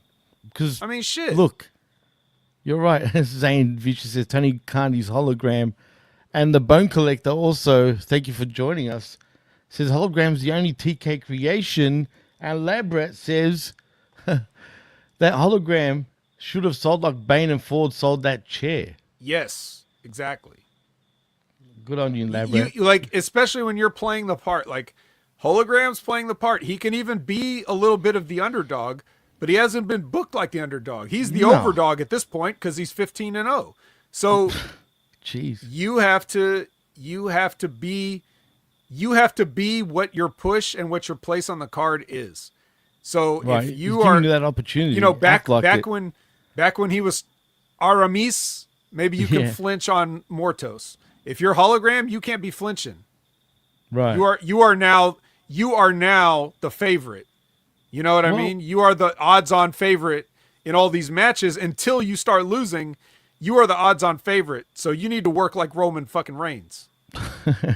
Well, that makes me want to ask you one more question about Hologram before we move on. Do you think he flinched on purpose, or he actually flinched? Yes, because it was cartoon. All right. Okay, yeah, it was. No, but you never know. It was probably a planned spot. That's what I'm saying. Every other would have fucking told thing him in these that? matches. They probably planned this too. That's what I'm asking. Like, who would have actually told him that to do that? That's what I'm curious about. If it was TK, he's an idiot. Or maybe it really was just in the moment. Like maybe he really did just like he was trying to, because he was trying to sell for Mortos, like to put him over. Like I understand. Right. Absolutely. I understand, but that's, you just can't do that, you know? Right. And maybe even Mortos was like, for all I know, Mortos could have growled at him, and Mortos, when they got to the back, he could have said, "You shouldn't have flinched on that." You know, I don't know. I hope so. I'm just putting out there for you guys' education, because I don't know to what level you guys think of this. Everybody that watches our show has different, you know, you have different levels of appreciation and understanding for the professional wrestling business. Some of you guys just like to be entertained. Some of you guys like to get real deep in the weeds and whatever. But you're not going to hear this kind of stuff from anybody else, because I listen to a lot of other people and they're not breaking this down like this. No one is. No one is. And I truly mean, I'm not just saying that to blow smoke, but he's right, man. And that's what gets me every time, because you do those little things so well. And it's, even though I call them little things, they're truly not, because people, unfortunately, it doesn't come to them. These little things are the entire problem, the entire art form. Right. It is. It really is. The rest of it's just people doing what they saw other people do on TV without that. No, you're right. So, and as far as that goes, as far as doing moves, these guys busted their ass, but it was a lot of it was like kind of sloppy. Yeah. So, I mean, whatever, it's fine. But I know they didn't work it that way on purpose. It was just a little bit slightly off, a little slightly sloppy. But he does, but you know, Hologram does get the win, of course, with some weird move. And then Mortos uses the deadly heat back, you know? And then Komander comes in to make a save in a one-on-one situation. See, that's bad too, dude. Yep. Had nothing Don't to do with associate him anything. with him. Do not associate with him with Komander. Yeah, and then they both kick his ass. Both the baby faces kick Mortos' ass. Yes. Why? If you like, are you telling me you wouldn't flinch? If I was 15-0, no. Hell no. If I was 0-15, hell yeah. Well, that's different, right? Of course. But yeah, look, this is just cartoony in a way, dude. I mean, what do you do? But I still love Mortos. I still don't know if I feel Hologram, dude. I just don't. I hate his mask, dude. Not with shit like this. That's true. And also everything about him is very like, first of all, Aramis is not, from what I've seen as a luchador, I don't think he's that special. Right. I guess it was just a case of a guy not having anything else to do at the time and got tapped for it. Then his gear is not that tight it's either. Shit, dude. It's crap. It really is, dude. It reminds me of like a burn victim. I've said this a million times. Like the mask, if it was white, he would look legit like a burn victim. Yeah. You know what I mean? It's just weird. Yeah. I think they should tweak it a little bit. He's no Axiom. Let's put it that way. Oh, no. Axiom's a hot dude. Axiom is like way above Hologram in every way. Well, you know who else might be above Hologram? Speedball Mike Bailey. Oh, God. I can't believe you saw him with promotional AEW. video for Yep. Speedball coming soon. You know what's sad? Vet, I hate that name, dude, because you know what a speedball is? I mean, you can tell the people what a speedball is. If you want. Thanks. Well, it's basically saying like it's friggin' a drug, like basically like, and it means a certain amount of that drug, and that's why I hate the stupid name Speedball Mike Bailey. Mike Bailey. Like, come on, I get it because he's quick, but why do you have to use that term? It's just sort of dumb to me and stupid. Speedball. Anyway, hopefully it's a real rib. Kind of... Anyway, Maybe. So Lexi brings out Harley Cameron to the ring, and Oh god, she was over here, dude. yeah, she tells a story about a little blonde girl from from Australia. From Australia, huh? Yeah. I was looking at my translated notes. It says Lexi draws Harley a little blonde girl from Australian stories. But what I meant to say was Harley tells a story about an Australian girl who had a dream of going on to become a wrestler, a little blonde Australian girl. And then she says, and that girl's name was whatever, and she never did it. But I decided to do it. Susan something. Yeah, or some Susan shit like something. that. Some made up person that doesn't exist. But she just did that to make a joke. And I should have known because like right off the bat, I was like, you're clearly not blonde. Yeah, no, I knew she was going that way. I knew it from the start, man, and I laughed because, yeah, she wasn't describing herself, that's for sure. But, man, the people behind her, they're all chanting, "Feel the wrath." It is the dumbest catchphrase, but it's still a catchphrase, and it works for her for whatever reason. But are you convinced yet, Vet? Convinced of what? Nice. No, really, do you see the potential now with Harley Cameron? Because I feel like you're really the only one that doesn't really like dig her, whereas everyone is kind of digging her. Like even on HMG, like all of us are digging her. You're not sure about her still. I'm sure how I feel. It doesn't change for me. Interesting. No. To me, it is what it is, but that doesn't mean that it's not right for business or that they shouldn't keep going with it just because I don't no, it's personally definitely like right for business. Right, that's true. It's like saying, well, like McDonald's has sold all these hamburgers. You have to like them. No, I don't. No, I know that's true. That's true, and it's all a matter of opinion at the end of the friggin' day. You know what I mean? Everyone's opinion is different. To me, Harley Cameron is like, mildly annoying, but at the same time, I think that's a character too. But yeah, at the same time, the problem I had that I laid out in the past was the fact that she's out there being competitive for a long time with people. That's bad, right? And she's not good enough. You know what I mean? As we thank G-Ball for the $1. Damn it. Thank you, G-Ball, man. I'll put that in my G-string. So I can get a speedball later.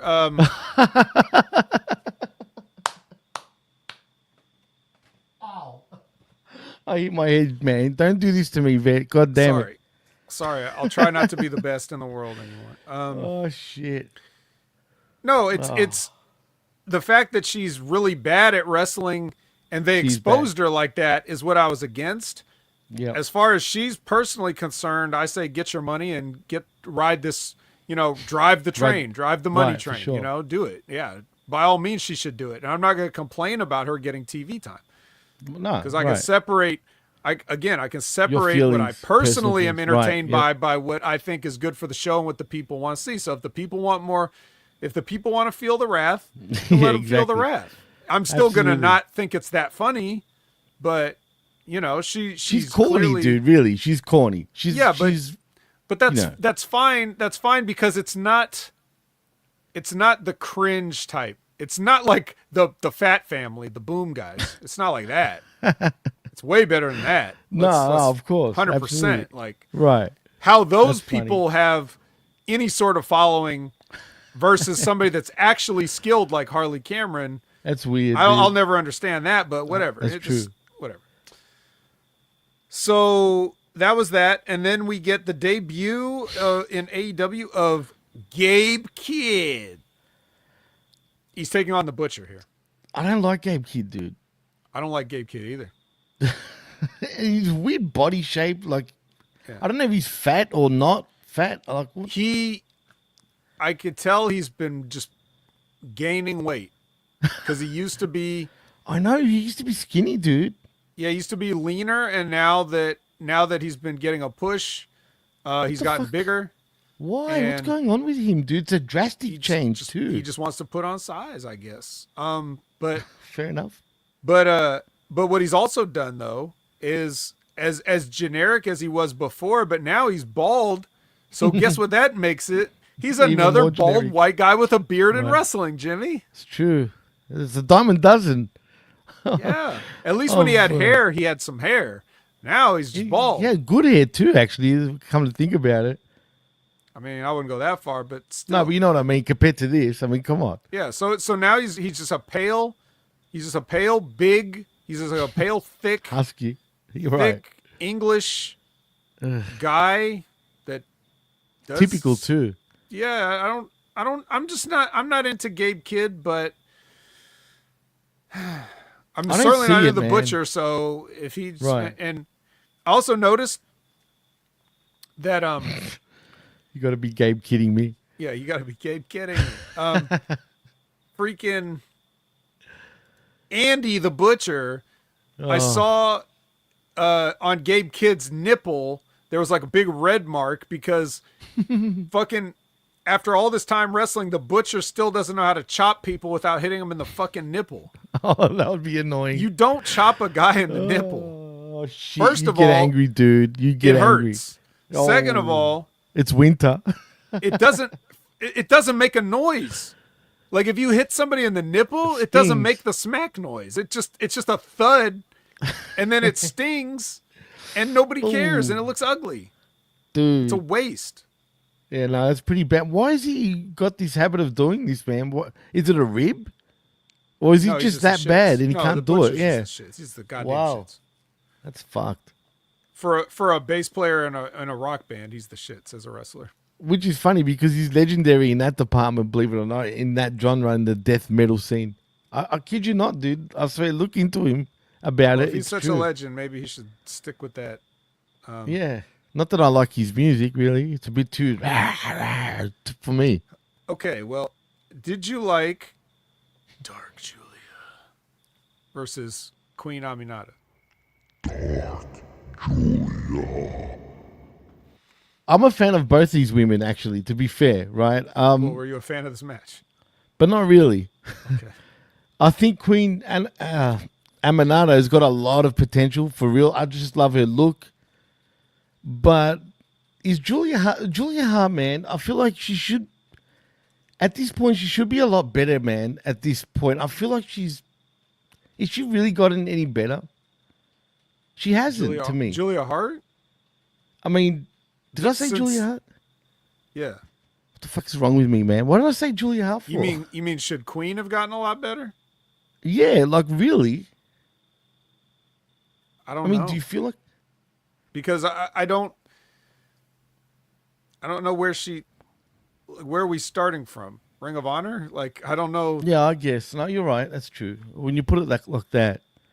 And But how that's is another she, thing. And how is she going to get? Well, because they keep doing this storyline that her and Serena keep crossing paths, but Serena wasn't here on this, so I was just going to say, like, what's happening with that again? Like, we saw her briefly, and then... oh, man. Have you spoken to her at all? No? It'd be interesting to know what the hell, in some ways. I know, then we wouldn't be able to really talk about it, even if you did know, right. I couldn't. Yeah, dish. technically. But something's just... There's something really wrong with all this, man. All of it. Can he still run the women's division? Who knows? Does anyone run the women's division? I mean, Does anybody run just feel anything? Well, Does that's anybody true. run the Murder Machines? Because that's the name. Oh, of, what happened to them? Nah, Well, I'll I'm tell just you joking. what happened. They're doing Yeah, nothing, really. The Murder Machines. That's the name of Cage and Archer. Oh, that's it. That's right. Yeah. I And did you found hear about out- Archer? I found out right here. Because if they said their That's- name before, I did not catch it. No, they did. They did. They have multiple times. Okay. They actually did. So I've been And- multiply not paying attention. Then. no, but also I want to point out someone stole Lance Hoyt's car. As a shoot, you mean? As a shoot, he's been complaining about it on Facebook pretty much all week. I kid you not, dude. So I hope you got your car back. Just saying. Man, now he and Will Hobbs should form a tag team. Yeah. I mean, what would you call that? Murder Hobbs? Something like that? Murder Hobbs Monsters? I don't know. Murder Hob Monsters. Sounds like a cartoon, dude. Whatever. So anyway, it's this is a match actually. It's the Murder Machines versus some guys. Some guys? Yeah, I didn't get their names. Half the match took place during the intros. They were just beating them up while the ring announcer was saying who was in the match, and then by the time that she was done, the match was pretty much over. And then they got on the mic and cut a promo, which that's dangerous, handing Brian Cage a mic at any point, murderous. Especially when he's already blown up from doing almost nothing. Then the Hurt business comes out. Excuse me, Hurt Syndicate. The Hart business? Or Hart Syndicate. Sorry. Hart Yeah. Syndicate comes out, and they answer this challenge by saying, why don't you beat a real tag team? Why don't Right. you beat a real tag team first, and then we could talk. Yeah. True. Beat someone proper, right? But see, these matches that they do every week with jobbers, you know what's ironic with AEW? You're supposed to make these guys look strong and build to something, right? For like the future. They do nothing for these guys. These jobber matches absolutely do nothing. It's for nothing. For It's real. a strong win. The strong win of nothing. I mean, they don't even know how to do that right. That's what blows my mind, dude. And they continuously do it, and they continuously fail and fail again. And they're going to fail again. Fucking hell. Whatever. It is I what do it have is. some good news. At this point, I took back over writing my own notes, so it's all So we've got English? untranslated, just regular notes from here. Right. That's good. And that's why when I write, the Koopa Kids are crew, there is no loss in translation there. Their new gimmick name, however this means, is CRU, crew. They're crew. So that's what it is? It's their crew? Mm-hmm. Why not have a KRU? Maybe they didn't like my designation of Koopa Kids. And also, they weren't wearing the jackets in this video, so I don't know if they're going to keep wearing those or if they've moved on. I actually missed this part because I went, for a little quick break. But so they weren't wearing the actual jackets? They weren't being Bowser's kids anymore? No. Well, they were that wearing sucks. jackets, just not the spiky jackets. Someone must have told them that we called them. We got to get that over, dude. That has to spread because they look like idiots, to be honest. Let's be real. Maybe it's a good thing that they did this. Maybe. But now they look like everyone else that's a tag team, I guess. Crew. Crew. The They're crew. But crew of what? Crew. 2 Are live they crew. like- 3 live crew. That's why I said KRU, like 2 Live Crew. I mean, we could also call them VKM. Let's not do that. And let's not do that. All right, so this was from Dynamite, allegedly.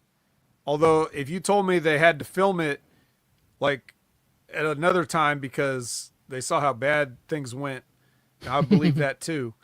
But this is like after the match with Statlander and Thunder Rosa, and Statlander literally tells her, next time you come out there, you better swing. Well, is she wrong? Of course not. Exactly. The So question is, where did this vignette come from? it Does it didn't come out come of a from real Wednesday place, night. or was this always the plan, No, I think they'll.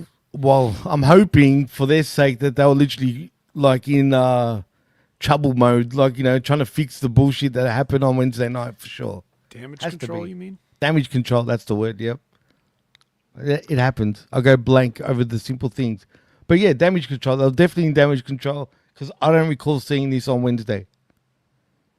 Speaking of simple things, I have a small piece of advice for the booking committee, such as it is. Right. When you have when you're going to have a trios title match, Oh God. and the Death Riders of Pac and Wheeler this. and Claudio are going to defend those championships against the Garcia daddies. The Garcia daddies. Fat Daddy. If Fat Daddy and New Daddy. And New Daddy. And Garcia. Just Garcia. Yeah, and Garcia. Just dressed like Hulk Hogan with the yellow and red for some reason. He's a real American, bro. Yeah, apparently. Apparently. Yeah, if you're going to do this, like, can you not take like a rib job tag team and make this like competitive against the guys that are supposed to be instilling fear into the entire company because they can take anybody out at any time? But it's Garcia. Like, are you really going to have Daddy. these guys selling for Fat Daddy? Yes, it's AEW, of course. That's what they do here, man. You know this. We all know this. That's what I mean. I don't even want to use the word. I better not. Because they're mentally handicapped, dude. I mean... You know what I would have done? Here's how I would have done this. This match is 7 minutes long with entrances. It's way too long. No.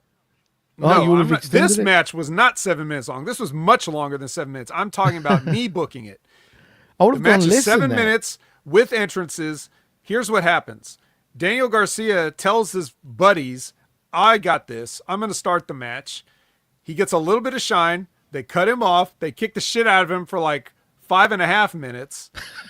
Then he finally makes the tag to whichever of the daddies that he wants to come in. The daddy goes to make the hot tag comeback and immediately gets shut down. And then that's the end of the match. So one daddy loses. doesn't even get in the match. Garcia stays in there for most of the match, and he gets the only offense. And then when the other daddy comes in the ring, he's immediately shut down and beaten. That's how you book this match, because these two guys are fucking clowns.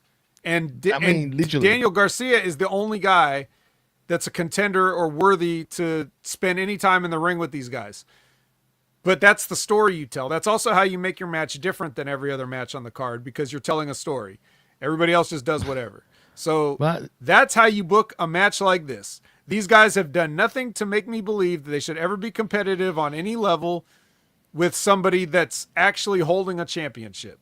So if these guys are the trios champions and they're the Death Riders and they're in the main event angle and they basically run the show, I don't want them selling for fucking New Daddy and Fat Daddy. Vet, man, I don't think I've laughed as much as I have on any show that we've done until today, man. This is just... They should have Fat Daddy a daddy in this match, and they didn't. But it went for how long, this match? About 10 minutes? I have 15? no idea, but it was too long. And it was way too long. And that's why I said that's 7 with entrances. You could milk the entrances. Fair enough. As it happens, the finish is that the New Daddy taps to the Brutalizer, which would be just fine as long as it happened in the exact way I described. But it didn't. It didn't go that way. Actually, no, I would literally have him like, he makes a hot tag and Pac's in the ring, and he goes to come in and clothesline Pac, and Pac just grabs his arm, takes him down to the mat, puts the Brutalizer on, and he taps out. That's how I would do the finish. Straight away though, like just bang, bang, bang. Not even offense, zero offense. Absolutely. You've just been sitting at home. You've just been sitting at home with your new baby and your Soho. Not my type, but still, good on him. Then the UK runs in, and then Cope's music hits, and he gets Pac in there, and he gives Pac a double. He gives him 2 concertos. Stupid. He's unhinged, really? Jimmy. Oh, that's Cope right. is He's unhinged. Is he going to jump off a cage again? I mean, is that unhinged? Hopefully he does. Then we don't have to see him. He'll jump off of something. I hate this feud, dude. I really do, man. It's not doing anything for me. It feels like rinse and repeat week in, week out too, in many ways. If it's not them, it's the other side. Like, it's just the way it's done. There's no creativity to it, dude. Like, at all. It's just the same sort of deal. Even the concertos. Just retire the concertos. It's just overdone, man. Like, I'm sick of them. Like, it looks Can I fake just say too. something? Please. I hate all this, just like you said, Right. and like I've said, and like we both said. But something about him standing over Pac's lifeless body with the chair. God, what are you I admit, for a second, I thought it was kind of cool. Really? Yes. Why? That's interesting.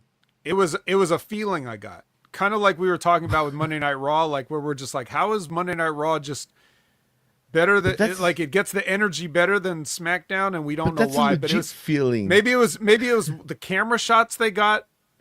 Maybe it was his face, like he was Unhinged. Like he just because he wasn't he wasn't doing anything stupid. He was just like serious. Right, he wasn't doing that. He's sort of You know what I mean? That pandering that he does. Yeah. It was much more calm. It's the way I would imagine Hologram realistic should act if he was being growled at by Mortos.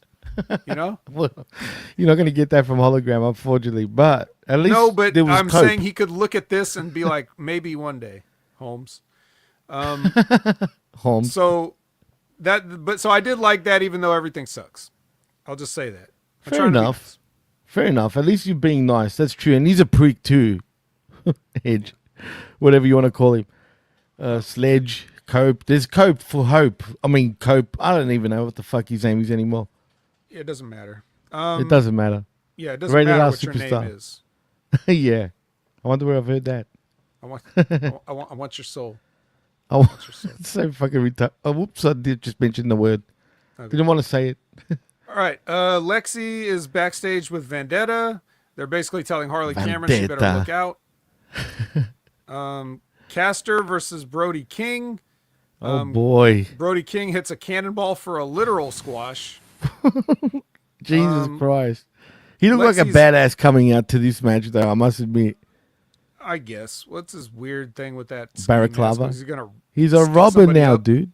Yes, he's wearing the ski mask. Did he think Max Caster's a convenience store?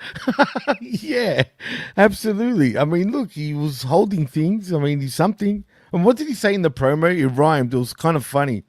Something about the best is going to beat the rest or some shit like that. Yeah, something like that. Along those lines. Who could survive the best wrestler alive? That's his tagline. That's it. That's the one. He says other things. He's pretty good. Like Max is doing good. Actually, he's amusing. Even though he's a loser, he's kind of amusing because he's so delusional that it's amusing.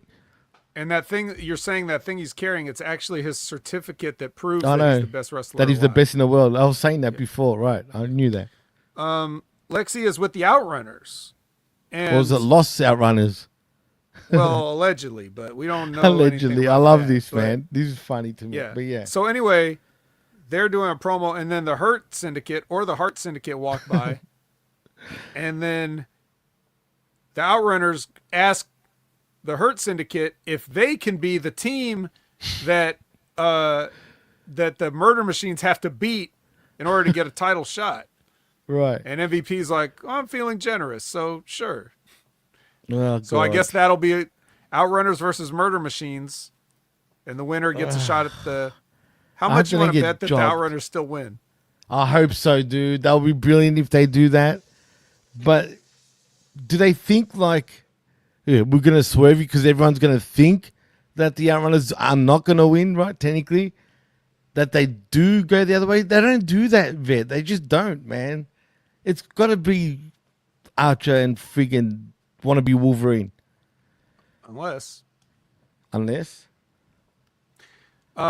Zane says, "Where's my certificate?" Oh, well, you only need to get certificates for being best wrestler alive. Best in the world doesn't need necessarily a certificate. I do have a certificate. It's at the frame shop right now, and as soon as it comes back from there with my Moose action figure, I'll show you guys on stream my certificate. And just quality. But I can show you, like, I could show you a picture of it that they sent me. They're like, they wanted to make sure that the rosewood that they picked out for the frame was actually match my interior. So they sent me a picture. Here it is right here. Okay. Oh, see it. So anyways, it's time for the main event. Can I just say Jericho? quickly, No? You can't be called the best in the world when you say murder boner, just quietly. That's just that's bad. Yeah. But continue. Right. Jericho versus Bandito for the Ring of Honor Championship. Dude. Okay, well, I guess that sigh was your review of the match then. No, because it goes back to, was the promo you did on Dynamite? I think it was, or Collision. Dynamite. It was Dynamite. Sometimes I don't even know anymore. He ripped up the bounty. Right. He's like, forget the That's bounty. it. And then Collision. Right, exactly. Yeah. You're right. Mm-hmm. This match pissed me off, though, dude. Bad. Why is that? First of all, don't ever attempt a Spanish fly with Jericho ever again. That was shocking. I mean, bad to the point where the commentators totally no-sold it. Like, they didn't even mention what the hell that was because they just didn't at all. And two, don't say, hi, guys, while friggin' doing a friggin' Hurricane Rana at the same time. That made me laugh, but at the same time, I was like, you fucking idiot. Well, it's the high spot. Yeah, the high spot, literally. I like that. That's a good one. No, that's not me. The announcer said that. Oh, well, whatever, man. It was the high spot. I understand literally. you not listening to Excalibur. I wouldn't either, but I actually heard him say that time. I actually didn't. Yeah, I mean, like, I get it. And I don't know if it was a Spanish fly, but it was that move that Bandito does. It's like the moonsault world's Power strongest slam thing or whatever, that he does. But it just somebody else did that on WWE recently, didn't they? Oh, yeah, Logan Paul did it to Rey Mysterio. But it looked way better than this, dude. Well, I mean, Rey Mysterio's not dead weight like Chris Jericho. That's true. And Jericho, I'm sick to death of just him having to win everything all the time. I'm done, dude. Like, I'm just done with this guy. Like, bad, man. He's so greedy, so full of it.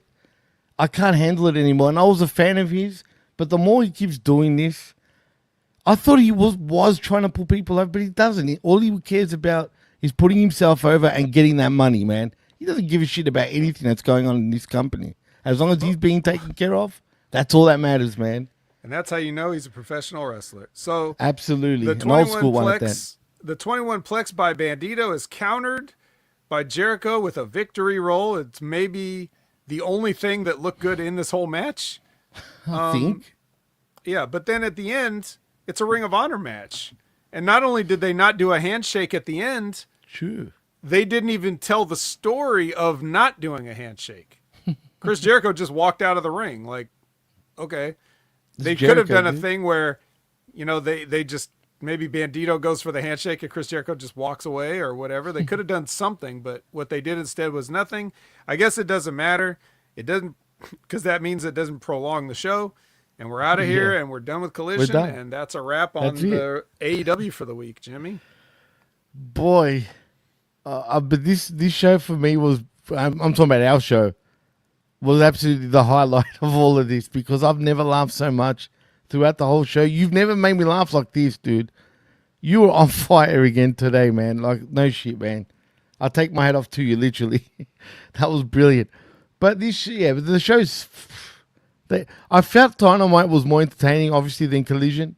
And for the most part, the first half was kind of all right, but then it just dipped, like bad. And Collision's Collision. It's been better, I'll say that, than usual, if you want to say that, because of who's been on the shows. They're trying to make it a little more serious. But and no multi-man main events. And that too, always a plus. Always a plus. Instead, they put it in the middle of the card, which it should be, really, if you're going to do that. It's gotten better, but it's still got a lot of problems, and they're usually the little things, again, that really irk me. Like I was saying on Dynamite at the start, I love the Hang Person and MJF promo. It was all good until the end of it, when they were pandering like they're going to screw each other instead of fighting. You know what I mean? Like, all we were missing with that was Ric Flair also, like, taking his shirt off, his jacket, and, elbowing the friggin' mat. And it would have been perfect. But they've still got a lot of problems, Vet. And unfortunately, I don't know if they're ever going to get this shit fixed properly, but something's got to give. Well, what we've got to do is we've got to give our plugs and everything else, tell the people where we're going to be. I guess I'll start. Absolutely. I'll give you the condensed version because my throat's starting to go, but I've noticed. Haver everywhere. You could check me out all over HMG on the shows that I'm on. You could check me out on Wrestling with Rib Rogers because I co-hosted this past Friday. And check out the Stevie Richards show because Stevie Richards is awesome. He's doing a multi-part on the first ever ECW pay-per-view, Barely Legal, so they're getting really in-depth on all the stuff that's in and around that, and Stevie giving all of his great insights and breakdowns and everything as usual, so please check that out. Absolutely. But also, Bet, you're missing out. You're missing on something else. I think you're also meant to put over... No, I said that already. You just weren't listening. What? Did you? I actually didn't hear that part. That's weird. Check the tapes. But yes. I will. Okay, if you want me to repeat myself, I was on Wrestling with Rib Rogers as the co-host. Please check that out. No, I'm not talking about at the start. I'm talking about now, right now. I'm talking about right now. Well, you did say it right now. I said it just now. Technically. No, I said it. Fine. All right. I heard Stevie Richards. But yeah, check out both shows, obviously.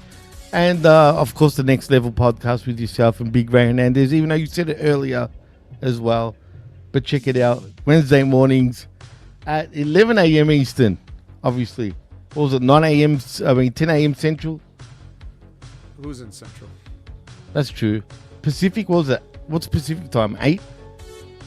8 a.m. Pacific, 11 a.m. Eastern, every Wednesday morning. Big Ray Hernandez, Next Level Wrestling Review. Every Monday night, 6:30 p.m. Pacific, 9:30 p.m. Eastern, with Brandon for the Impact Attack. See, he's a machine at this point. But anyway, but with me, you can find me obviously every Tuesday mornings for I Like It Raw with myself and Big Ray Hernandez, where we talk all things Raw. The Smack Attack with myself and RBV, of course, every weekend. And of course, this very show right here, The Wreckage, with myself and the best in the world, the Vet, next Sunday mornings at 11 a.m. Eastern, of course. The usual, and like and subscribe right here. I mean, Media Group YouTube channel. Give us a like, give us a share, spread the word because we are absolutely on fire lately with all the shows. And thanks to y'all for absolutely, giving us all those stickers, man, those super stickers. We really appreciate it. You guys are really the best. But also like and subscribe at channelattitude.com. Obviously for $5, you know the deal. You get the realest and best talk in all of wrestling. And HaminMediaGroup.podbean.com for all our affiliate shows, including the Wednesday Locker Room, for example, with the boys over there doing their thing. And that's a wrap, Vet. I think we're taking it home. Well, what game are you playing, by the way? Like a Dragon, Pirate Yakuza in Hawaii, or whatever it's called. I've got that too, and I'm stuck. Suck, eh? Yeah. Well, then maybe you can watch my stream for a hint. I will. I don't know. I've never played it. I'm starting it now. I love it, dude. The story's brilliant. I'll put it that way. But I haven't finished it, nowhere near it. But I will watch it because I want to know if you can pass it. Because this part is real hard. But anyway, go check that out on the Twitch. Opinion Haver everywhere for that. Haver. And that's a wrap. So in saying that, I am Jimmy T. That is my co-host, the best in the world. And at this point, even the funniest in Jamie the Vet Williams. And you've been listening and watching the Wreckage. right here on Media Group YouTube channel and channelattitude.com after the fact, and we're out. See yous. Bye, Frank. Oh, shit.